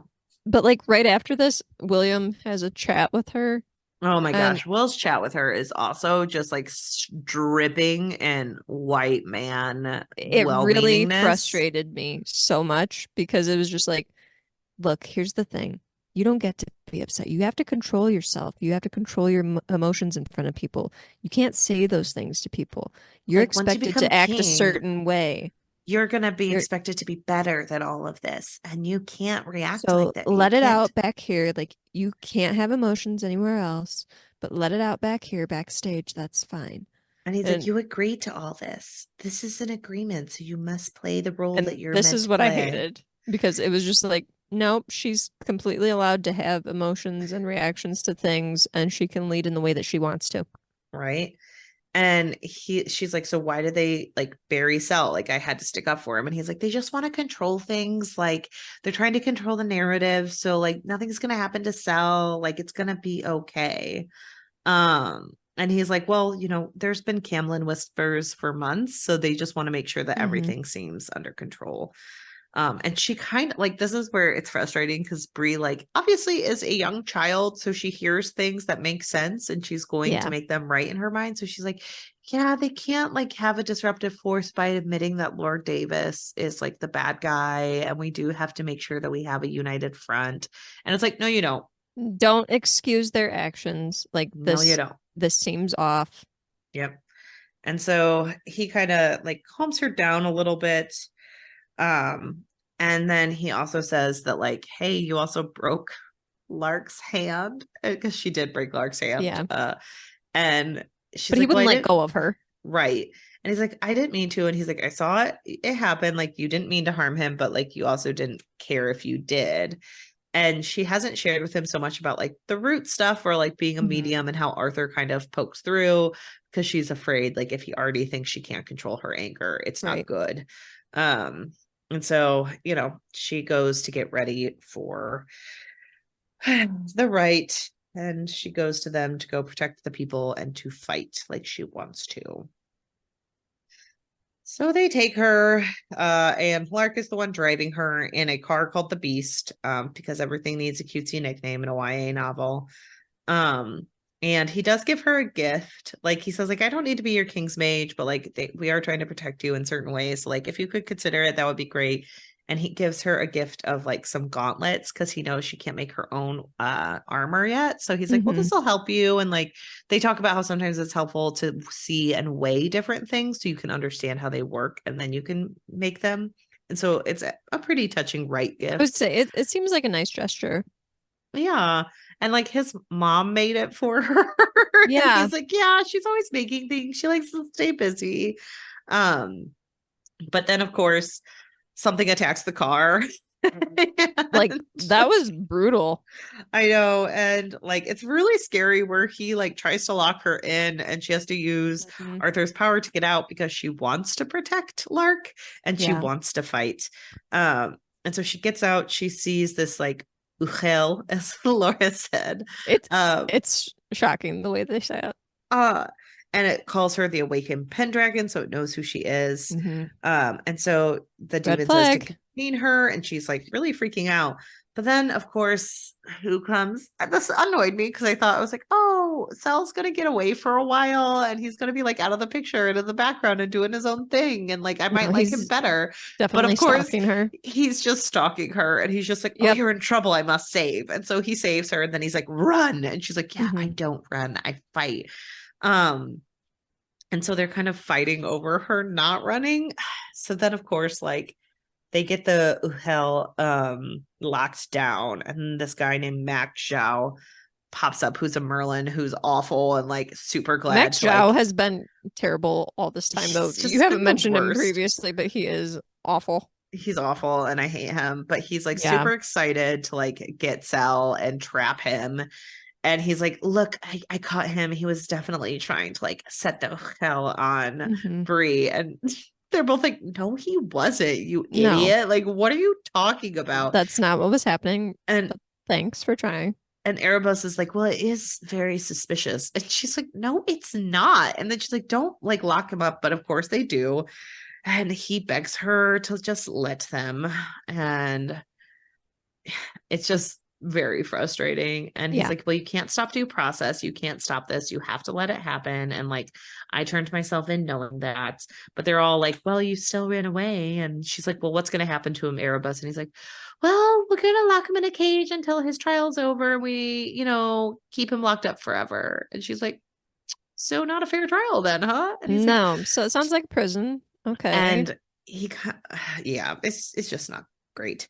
Um, So yeah, and then they're like, "Let us continue to your right," and she kind of lets them take Cell away, which is not great.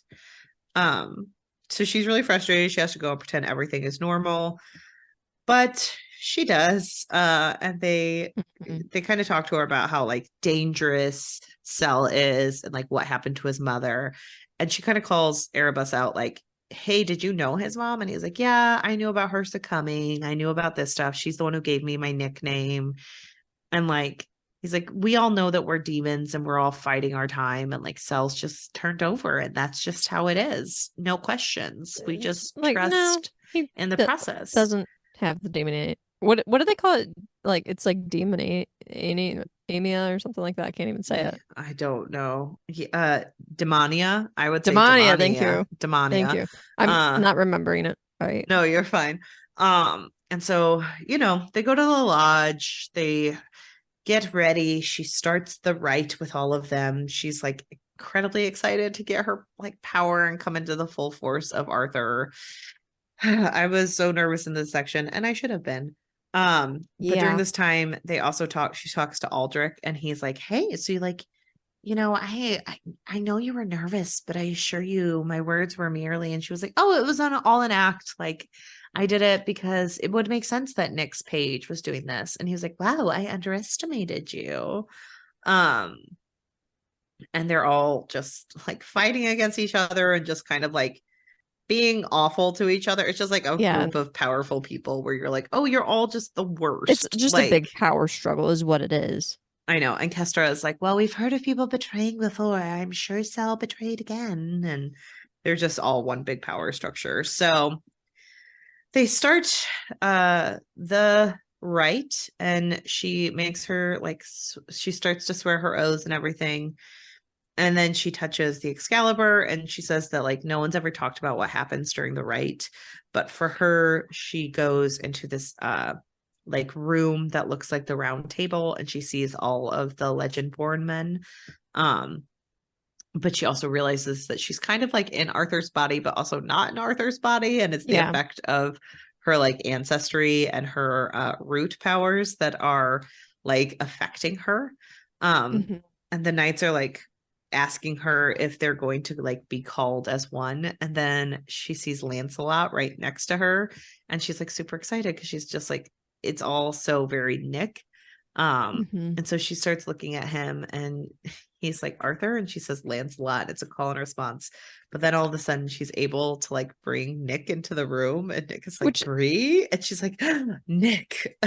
if there was going to be like some kind of like Arthur and Lancelot, like they were in love type thing, I would kind of dig it. I'm here for it. I'm here for Arthur and Lancelot. We're in love with each other. Great. No It seems notes. like the Perfect. best kind of Have fun. fanfic. Like, Yeah, like that's why Bree and Nick are so in love, because like mhm, they were because they destined to had a deep cross. connection like that. I would love that. Much better than like Cell being like, I want to be bonded to you Mm. forever. Like, no, thank you. But Um, also Lancelot. I mean, yeah, but Nick is like the like it's unfortunate that like if that's the truth that Bree has to be Yeah. connected to Nick of all people, but like fine, whatever. Yeah.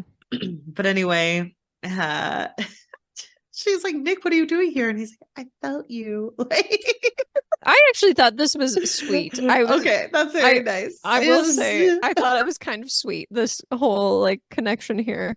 Oh, that's very funny. I was just like, of course this is happening. This is the opening of part two though, so like I Yeah. just love the shift of things. It But is a shift. he's like, don't come find me, my father. And she's like, I don't care. And he's like, don't look for me. Promise me you won't. Swear it. And then like disappears, and they're like, so are you ready to complete things? And Lancelot's kind of looking at Arthur like, you good, bro? And she's like, I lost Nick. So then they kind of ask her if she will make the oath to the table. And uh she like has this conversation with Arthur where he's like kind of being an asshole, and she's like, well, he is from a different time. And it's like Right. Brie, where he's like, wow, you're not like, you're not white. And she's like, no, I am not. And he's like, and you're a woman. And she was like, just figuring that out. And he's You like, well, we just didn't. realized, okay. And she's like, we've already fought together. And he's like, I didn't really realize it was you. Like, it's very different. I don't quite understand. Um, but then she like asks about the person who, again, trigger warnings, but raped her ancestor.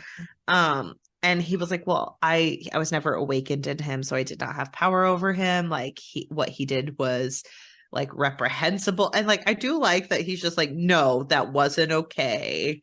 And like I couldn't have controlled it, but that man was not Mhm. worthy of me. And he like notes that she is unique. And she's like, at what cost? And he goes, an immense one. And so, that's good.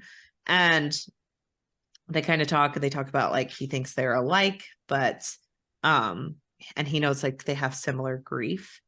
And he's just kind of trying to convince her to like complete the rite and like make an Yeah. oath to the table. um and he like she does find out that he has been trying to reach through her because the door's open and he like can't help himself. Mhm. And he wants her to summon him so he can show her what power they can have together and to like fight as one. And he calls her Bri, Bri, instead of Bree, her name, which is like honor and duty bound and Yes. all those things. And he thinks that he can show her what that means. And only a dragon may meet a dragon, and only a king can teach a king. And she's like, leave me alone now. And she pushes out of the vision, and then she splashes on the floor. And Well, then she, the whole thing with it is that she does not like this occupation of herself. Mhm. It feels non-consensual and she does not like it. I totally get Yeah, it. It feels icky to not be able to be in control. And then she's having like all these moments where she's like questioning, like, do other people realize that this isn't me talking, that somebody else is possessing me? And is this how it's always going to be? Like, am I ever going to have any kind of control over this, or is it just going to be something where I'm not in control of my own body? right. And so she ends up coming to like another dark passageway. She's still kind of in the vision, and she starts hearing like whispers saying like the tip of our spear, wound turned weapon, the point of our arrow. And so she's just kind of stepping through, and then she runs into Vera, and she's like, oh, thank God Vera's here. I do like that she has like comfort in Hmm. Vera. Yeah, there's Um somebody for her to lean on. and she kind of talks about how like, oh, you're in the place in between like death and life, like that is like it's a different plane. And she kind of Hmm. talks about how like the Knights of the Round Table almost co-opt that plane, and they like will it Yeah. to look like something they find comfort in. But like if she can focus, she can make the world what she wants, and she can walk to her ancestors or lock Hmm. them out. Um and so she says, like, I burned him away with root. I've never done that before. Like, how can I do that in the real world? And Vera's like, I don't know, but I do know that before you learn to fight, you must first protect yourself. So she's kind of saying, like, Yes. that's why that power is there, to protect yourself. Hmm. Um, and so she did deny, I think I missed this. She did not take the oath, like she did not like oath herself to the Yes. round table before she met Vera. Yeah, she says Um, no. yes. And then she her eyes spring open, and like time is moving back, and it's moving quickly, and she's near Excalibur. And she looks, and all of a sudden she sees a syringe sticking out of her upper arm that Teresa is holding, because of course she is. Hmm. And there's like a whoosh of red flames erupting from her chest. Teresa screams and like falls on the great stone, and like the regents are like protected, quote unquote, by Yeah. the Merlins. And then she passes out. And then she kind of wakes up. She hears voices as like she's reacting poorly. And there's like a lot of stuff going on at once. Hmm. And she attacks them, and she breaks Max's nose, which good for her. Yeah. And they're like locking her down. They say like, and one of them tries to attack her, and it like rebounds on him because he broke his oath by that. Hmm. um and they like knock her out again, and she kind of hears Erebus like reprimanding them, being like, of course you did, you can't attack her, like working against her, like we can only do what's good for the order, and that's not good for the order. And then she kind of wakes up, and Will is there, and he's like, we have a concussion, I'm here to help you. And he's like, this is like incredibly irresponsible, what are you guys doing, you're drugging her. So we find out she's being drugged. It's also taken from like her DNA, Yeah. that's specifically for her, and Will's just apologizing to her. And this, I hate this section so much. I mean, it's amazing, it's It's well it's written, and it's it's, very well written, but it's brutal yeah. because she is subjected to so much violence and nasty things. And so she finds out she's in a secure facility, um, that they've taken away her memories, Hmm. And her and power. her power, using the serum that they've been using, and they've And they been say trying it's to because tweak she it. doesn't know how to control it, is why they've Yes. done that. And they're trying to protect millions of lives, and she Yes. puts them at risk with her lack of understanding, and they must be this because they're a secret society and they can't trust her. Um and they ask her about her father and what he knows to like determine what he knows. They find out about them faking Alice's like vassal credentials, so Hmm. that's a problem. And they then like ask about her mother, and if she lost her memories like actually, or if she was able to fight against them, and Brie has to like hide that and be like, she never knew what happened to her, what are you talking about, and kind of play dumb. And then they say like sleep and forget. And then we have like another questioning where we realize like Bree doesn't remember what happened. Mhm. Um, and she asks about Cell, and they kind of say like, "Hey, he was negligent. Like we have your words against him." And they play back the words she like spoke to Teresa, and they say like, "Hey, he was negligent in the way that he attacked a scion of Arthur. He did all these things." And she was like, "Well, that was a misunderstanding. He didn't know I was a scion. I wasn't a scion of Arthur yet." And they're like, "You were always." And so it's like a very specific loophole that they have. Yeah. Um, and they're like, it's because he's been away from his oath and his charge that like he's been doing this. He can't be trusted.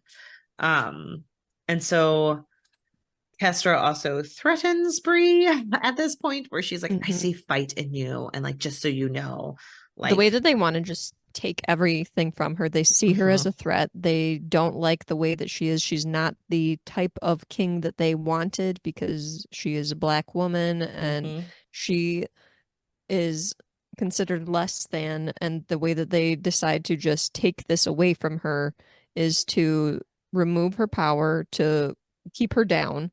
They lock her up, they remove her power, they try to make it seem like she's a threat to get into her mind, and it's all sickening. Like it's It's all terrible. sickening. It's all very much like, well, we're just doing this for the betterment of everyone, but like the betterment of everyone is always for people in power to remain in power. And it's Yes. very bizarre that that's how it always works. There's never a Hmm. time to question that or question those who Yep. were picked by other people who were picked by other people who have Hmm. similar attributes. Like it's not, And yeah. anytime she tries to mention like how she came about being the Scion of Arthur, the way that they try to take that away from her and say that it's not legitimate, and I I hate it. They're also like incredibly afraid of anything they do not understand. So, Hmm. like the fact that Vera and Arthur were within her at the same time, they're like, well, you were possessed then, so you are Yes. untrustworthy. And they like show her like billowing out mage power and ether. Hmm. And they're like, that was you being dangerous. You tried to attack us. When it's like they Hmm. literally stuck her with something and then she had a reaction. Like Yeah. it's all very much the way they want to see things. And Hmm. then we find out like they just start doing this over and over again. Um, and so Will is able to wake her up where she can be more cognizant. And he's like, you still can't use your power. At this point, she realizes like there's a meal that she ate that she doesn't remember eating. And Will tells her that she's been mesmered over and over again. And he's like, they dosed me too, like not as much as you, so I could still use my powers, but I can't use my strength.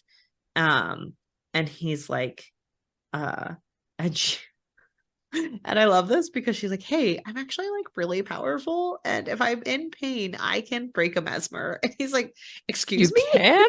me?" And he's like, "Well, something new and different for us." And so then he like pushes some of his own like power into her and like fire Hmm. down her throat. And he's like, To cause "Was pain. that good enough?" And she's like, "I think so."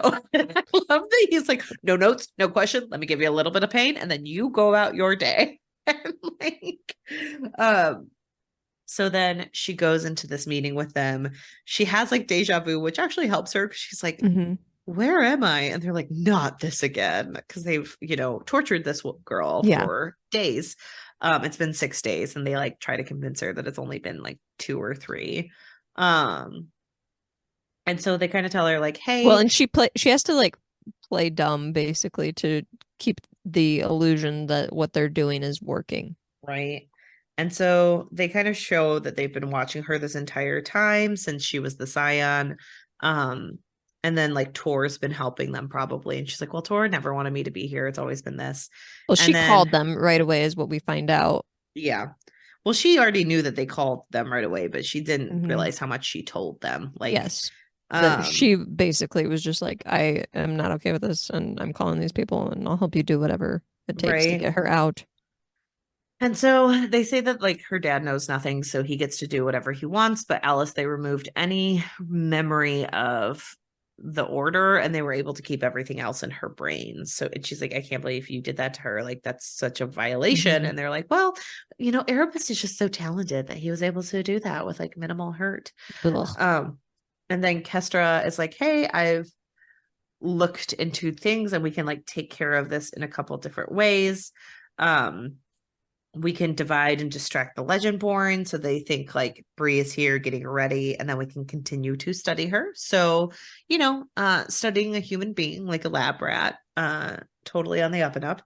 Um, and then they're like, Yeah, the well, way that well, they're just gonna like literally use her as a rat and kind of just like take pieces of her and test them and see if they can, put this into somebody else that they like better.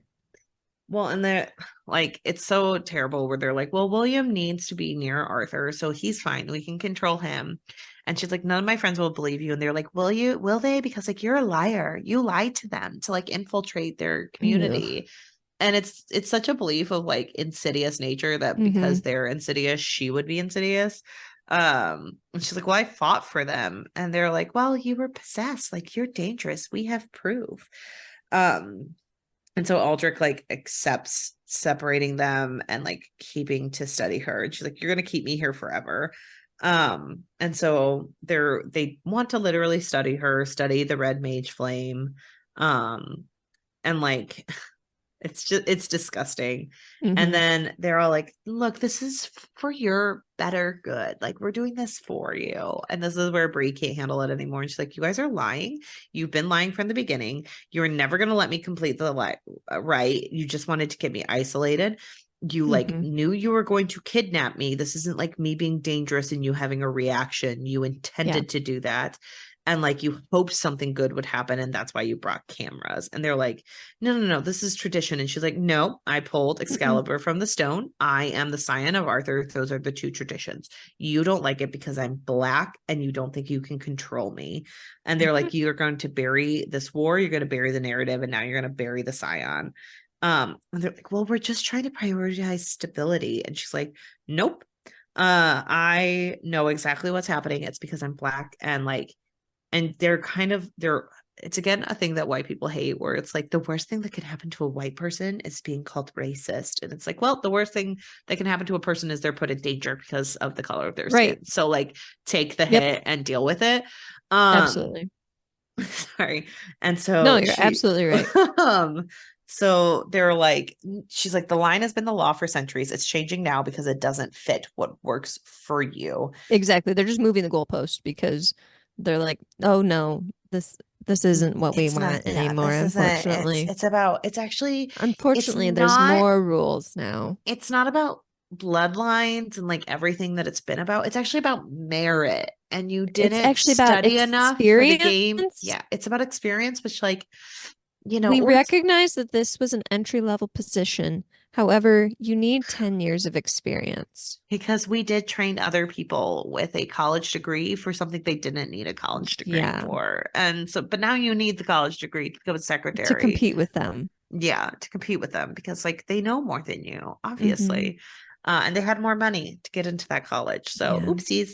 But she's like, you know why I know this is about race? Because none of you brought up why I'm the scion of Arthur. And like Aldrich Yep. like tries to stop talking because no one wants to talk about it. And then she says crown scion. And he like calls into question that her ancestor raped her. Hmm. Vera raped Vera. Yes. Um, and he's like, well, there's no proof. And she's like, I'm the proof. Uh, you won't even admit it's possible. Like, what are you talking about? And she's like, you won't say it as out loud, but I will. I'm the scion of Arthur by Hmm. rape. Like, that's the proof. And Right. it's very, and they're like, he would have never been that irresponsible. And she's like, what are you talking about? Like, he was that Hmm. irresponsible. Like, that Hmm. is what happened. And this is also a very like white womening because Kestra is very quick to be like, men do rape, but like not the racism stuff, like, but like the stuff that affects women, white I women hated that section specifically. so much. Ugh, I Kestra know is the worst. because Kestra is like, of course he was brutal. Everyone knew it.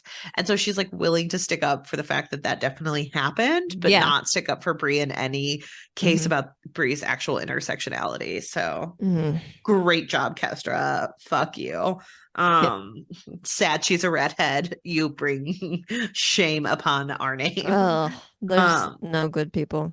but like they're really upset and they're just kind of like, like even if that's true, like this, you still leave us no choice. You're disruptive and you're too much.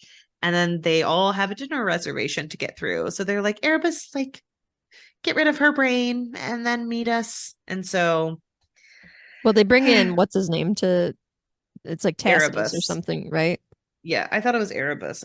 Well, I think Erebus it, is like the main one in charge, but I thought it was like Tacitus is supposed to come in and oh, okay. like do a mesmer because he's the best at mesmering, and then Yeah. they bring in Erebus to like Okay. do the So debrief. yeah, Tacitus does come in and he's like, you're doing this of your own volition, which is horrifying to And convince she's like someone that they're doing something of putting their own herself in free pain so will. it doesn't go through. And but she's like, okay, I have to like repeat things back to him so that he But thinks it's everything's on the up and up. some of the most disgusting shit I've ever Oh heard, yeah. where it's like, your gifts were the ones given to you from Arthur, and you're staying here to help Hmm. people study those gifts. And like totally ignores any of her other ancestry. Hmm. Um, and she's like, yeah, of course, Arthur's blood is a gift when like it's obviously not. It's, you Well, know, and the thing is, the way that it's all worded is basically to make it sound like she owes them mm-hmm. her Um, body to study. She owes them because she's too much. They're going to make her better because there's something wrong with her yeah. now. And so he kind of is like, your heart's racing. And he's like, that's only a problem if the mesmer doesn't take. And he's like, but if you like you are captive here, if by chance you escape, I'll hunt you down and rip your power from its source. Do you understand? And she goes, I'm here on my own safety. Why would I ever leave? Hmm. Which good for her. And then she gets taken to her new lodgings. It's not great. And he's like, yeah, there are a mage guard posted here since you awoke. They'll work in shifts to maintain the barrier and keep you safe. Uh, and so she's kind of just getting the lay of the land. She's in a gilded cage. She can't get out. And Hmm. she's like, I can't believe I ever thought that they would respect my power or respect who I am. So she's there for 2 days and they start like slipping food in. She knows that they're human because she can hear their footsteps other than Merlin's.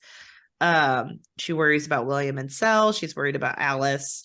She's thinking about a lot of people and she's waiting for her powers to return, but the emptiness is there.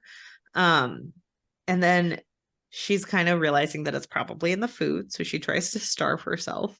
Which Uh, is rough because she's like, here's my choices. Either I am weak and I don't have my power, or I'm strong and I don't have my power. I guess I'm gonna eat. yeah. So she starts cutting into like uh, a nice steak, but then she finds like a little earpiece and she puts it in, and someone's like, hey, I'm here to help get you out. And they're like, who are you? And they're like, someone who can create 5 minutes for you to escape. Like, do you want to escape right now, or do you want to be locked in there Hmm. forever? And she's like, who are you? And they're like, someone you can trust, but I can't Quit answer that. Are asking you ready to questions. go? Like, do you want to And leave? so she decides to let them help her.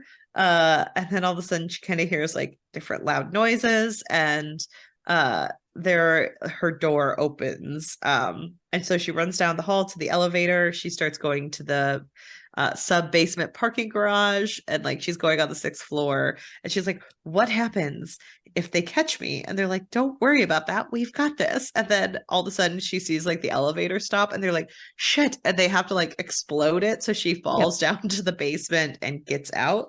um That was and kind of I cool, do actually. I really liked this whole escape thing. I thought it was cool. I thought it was tons of fun. And then they're like telling her to run down a dark parking garage. And I loved this part Hmm. because they're like, you're not running fast enough. And she's like, I'm running as fast as I can. And they're like, actually, no, it's your brain doing tricks on you, telling you you don't know what you're running into. So you have to be careful. And I'm telling you, you're fine and you have to Hmm. run faster. And so she starts fighting it and she starts running as fast as she can. And she runs into Alice. Woo! And Yay! everyone goes, woo! But they get her into a Jeep, and Alice is like, oh my gosh, you're Reunion. safe. And she's like, how are you here? And Alice is like, I don't know. And like, I love this so much. And then all of a sudden, Gillian's there. Gillian, who was one of the Hmm. lieges who helped Who protect helped train her. her. And we meet Samira Miller, Hmm. who's a woman in her early 30s. Which Uh, Samira seems cool. Samira seems really rad. And then Lissa Burke. And these are all leashes. And they're like, yeah, we work for Legendborn people. That's what we're here for. So we knew something bad had gone down and we had to get you out. Um, and so they're like, running from the mage guard and they're like, we have to leave right now. And she's like, uh, what happened with they kind of ask what happened. She fills them in. Um, and she finds out that they let out a supersonic boom. I love this because she's like, you have William shaming her for breaking someone's hand when she's like, it heals really fast. And they're like, she's like, you blew out all their eardrums, and all the women are like, they heal, they're fine. Like, We'll be but okay. did they die? They didn't. I didn't think so. Um, and so they're like, so we have to get out. Like, we don't have any of our powers. You don't have your powers. Like, the best we can do is run. And so they run to a plane, and she's like, of course there's a private plane. They're going to see Travis Kelce for the Super Bowl. Yes. It's Taylor Swift's jet. She's there to save them. She's an ally. So she like William gets there and he's like, hey, I brought you your jewelry. And she's like, thank you. I actually thought that was very nice of him. Yeah, that was cute. And then all of a sudden someone pulls up and it looks like the mage guard. And Alice is like, they found us. But Samira's like, nope, it's one of ours. And Lark just walks in and dumps Cell in there. And he's like, I had to fight him off so hard for you all. Good luck. And then he like pieces out and it's like, oh, that's fun. I like that. I kind of liked that though, because it was like, of course, Cell would not believe him and would not believe that he's like on their side, you know, and I know. would fight over that. And so they kind of talk about how like the Legendborn did believe all the lies, but they're like, well, that's what they're trained to do. They're trained to think everyone's like working in their best interest. So she's like, well, we're gonna let you call your dad, but we're gonna have to like get out of here. And this is the part where like William is like, you know, Tor's not so bad. And Alice is like, she's racist. Yeah, like, she's awful. And then they ask about like the others, including like who will be on their side outside of Tor. And they're like, what about Felicity? And they're like, well, she's struggling, but she'll get there probably. And then they said that the regents are going to keep Camlin quiet as long as they possibly can, because they're trying to keep like the traditionalist Legendborn people happy, and the people who literally didn't want to be a part of this. They just wanted power. So they're just trying to keep all members happy by like keeping everyone in the dark. And so they have to work against that. And so they're like, if they're going to continue to say that the Scion of Arthur is sequestered, they need a strong plan B. And they said that they need a perfect soldier, and they're looking towards the person who is next up to be Lancelot. So basically, they're just gonna like kill off the people that they don't want, that aren't cooperative, so that the line will jump to the next person in line. And she knows that this happens because they used to do that to their daughters, and she realizes that they're not trying to. That's why they have that whole like Daughters of the Revolution. Yep. And so nope, that's exactly what that is. And she realizes that they're not sending rescue missions out to Nick, they're sending out assassins. Thus ends the first third of this book. This book is so breakneck speed, but it's very like good. Action packed, and I'm so far like enjoying this one a little bit more because I guess the speed of it all, the timeline of it all is not getting to me as much. It goes much faster, but like it feels like it needs to. And I do like that it's like necessary. Oh, she was locked in there for 6 days. Yeah. Whereas in the first one, I feel like you're more like, I can't believe that this is happening so quickly. Like, why are they in love? But maybe it's because it's like less of the emotions between the two of them. You know what I mean? Yeah, I do appreciate that. Like, it's just understood she's in love with Cell, and we don't have to like talk about it. Because I don't want to talk about it. Yeah. He's on the cover, guys. We know, like it's happening. It's a thing. So I appreciate this. I love the covers. I think they're beautiful. They are cool covers, actually. I'm really enjoying them. I'm really enjoying this book. Other than like, I thought it was I just think it's like so breakneck speed. Like she fits so much into like the first third of this. Like that could have been an entire book. I will also say that another thing I like about this book is that like it's more of like the racism and the terribleness is actually like out there for us to actually see, whereas in the first book it was a little more disguised in a way where it's like, oh well, it could actually be this or whatever, and now it's like, no, this is what it is. It's in your face. Here are all the examples, and I kind of like that we get that more obvious tone to this. there's a again, sorry to bring it back to TikTok all the time, but there's like a TikTok account who mostly like reviews movies and stuff. Hmm. But at one point, she was reviewing the like Oprah interview, and they were like Megan being her best self, where she was like, it was really difficult in the like palace, and then it like cuts over to Prince Harry, and he was like, it was racism, and like Yep. they like flash over to like a fake Meghan Markle, she's pretending to be Meghan Markle, just like stirring her tea, being like, yes, it was. And Yep. I didn't have to say it. And I do think that this book is all like, it Kind was of. Yeah. racism. And I do Yep. appreciate that we don't have to have like well-meaning white boy Nick Yes. being like, look, they're really good people. They're Like, just you a just little don't bit traditional. understand. Like, if you really got to know my racist uncle, you'd really think You'd he's funny. really like him. I promise. And it's like, no, no, Nick. No. No, she wouldn't. She'd still feel No. in danger. So, you know. Yeah, so I do appreciate that more about this book, I think. Yeah, same. Yeah, I can't wait to find out. I mean, you're only one chapter ahead of me, so you know so much more Things are than still happening. I'm sure 8 million things happened in chapter 21. But if you all There want to are a find lot. out what happened, you need to read and then join us next week to cover Yes. chapters 21 through 40 of this novel. And it's a chunker, so make sure you're getting Hmm. started now. Make sure that you are also voting in Indie Mission. It's closing out, Yeah, guys. like today, We're isn't it? I think we'd usually do the final four one a day. So Oh, we okay. should have Okay, so we 2 more still have days time. of voting. So you get a little bit more of a chance, just because with the final four, since it's just the last four, it's like, oh, you guys should get your own day. And then we have the Oh, final okay. one. So Gotcha. um and those are the rules I made up this I time, was and gonna I say put in a I blog I post. didn't know. I'm Lauren just doesn't read my going blog off post. the No one reads the timeline that blog you said. post. No. It's fine. But yeah, we're currently recording on Monday, but tomorrow we have the first final two matchup, or the final Mhm. four matchup, and then when that's Tuesday, and then Wednesday, which you're listening to now, will be the second final four matchup, and then Thursday it's the finals, guys. So make sure Yay! you're keeping an eye out for it. Make sure you're looking up So all we the will know books who um your next indie mission is winner on is the by next next time episode. we record. Yeah, so that's Yay! pretty exciting. Just so you know, we do have a chart. I'll post it to our website soon, where we keep a Yes. list of all the running um potential contenders for Indie Mission. The list grows every And check year. all of them out.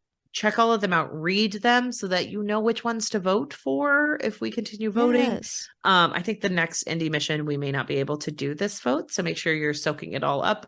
I get married around Indie Mission, and this Yeah. is incredibly time consuming. It's We're a two it's a people. lot to have to do all of this, and Hannah does the majority of this indie mission stuff, and it's a So lot of I like would charting and calculating votes and everything. Even though like when you're just like clicking in it, it doesn't seem like that much, but when you have to put it together, it's a lot, you especially at should like this pace. we have So we have a chart that everyone can see, and then we have our internal chart, which has like everyone's Twitter handle, everyone's Instagram handle, everyone's yeah. Blue Sky if they have one, and we're posting on there. Like, Hmm. it's an in-depth like thing with the lineups, with the voting, with everything, and it's just a little bit too much. So next time around, we may Yeah. not do a vote or the same thing. So make sure you're enjoying it this time, and you're checking out all those wonderful authors, Yeah. because they deserve your love, and like reading one of their Yes. books and reviewing it does so much. And there's so much, like there's Regency Several of them are fantasy, really there's good. That you and I have oh my read several gosh, that are in this actually yes, that have not like progressed to other rounds, but we've read them and I they're really know. good. I love Paladin Unbound, which was up in this Yes. one. We have read quite I a few know different we've had ones, like so Seasons of Abaddon participate before. yes. I've read that one. That one was Uh-huh. awesome. We've had CM Kaplan on to talk Mhm. about The Fall is All There Is. That was a previous participant, I believe. And then Um, like Stellar Instinct was not up yet and has not been up yet, but was added. And I that's like love that one. Laura That's a loves that book. great book. So like indie authors are amazing, and they're like an untapped like place that a lot of people don't always know about. So check them Yeah. out. I recently told one of my friends to start checking out indie authors, because they were like, Mhm. I don't know what books to read. And I'm like, indies have everything. Like, they're so Yes. good. Make sure you're checking them out. So make sure you're doing that, and always review those if you are able Yeah. to. Amazon Um, Goodreads especially. because that helps the authors out a lot. Mhm. And it's a great way of showing support. And while you're reviewing them, please If you're shoot feeling us a supportive, review. If you're feeling if you're supportive, show us raise some. us up. You can review us on Spotify and on Apple Podcasts, Mhm. or just tell a friend to like download a couple Yeah. episodes. We have some great If author you share, interviews. that would be great. Like just share last week's Namna Forna interview where Oh, I'm so amazed amazing. by her. That's just She's like fantastic. we have had Martha Wells on. We've had like so many authors, CM Kaplan, Yes. like Laura just said. We have some Mhm. great authors coming up on the podcast, so keep an eye out for that. Yes. And follow us on Discord. We have a Discord. Yay. Follow us at OWWR Pod on Instagram, on Threads, on Twitter, on Blue Sky. We're on everywhere. all the socials at our pod. OWWR POD. Our pod, OWWR pod. So we really appreciate this, and join us next week to do the next third of Bloodmarked and cycle through the Legendborn series. Bye. Bye.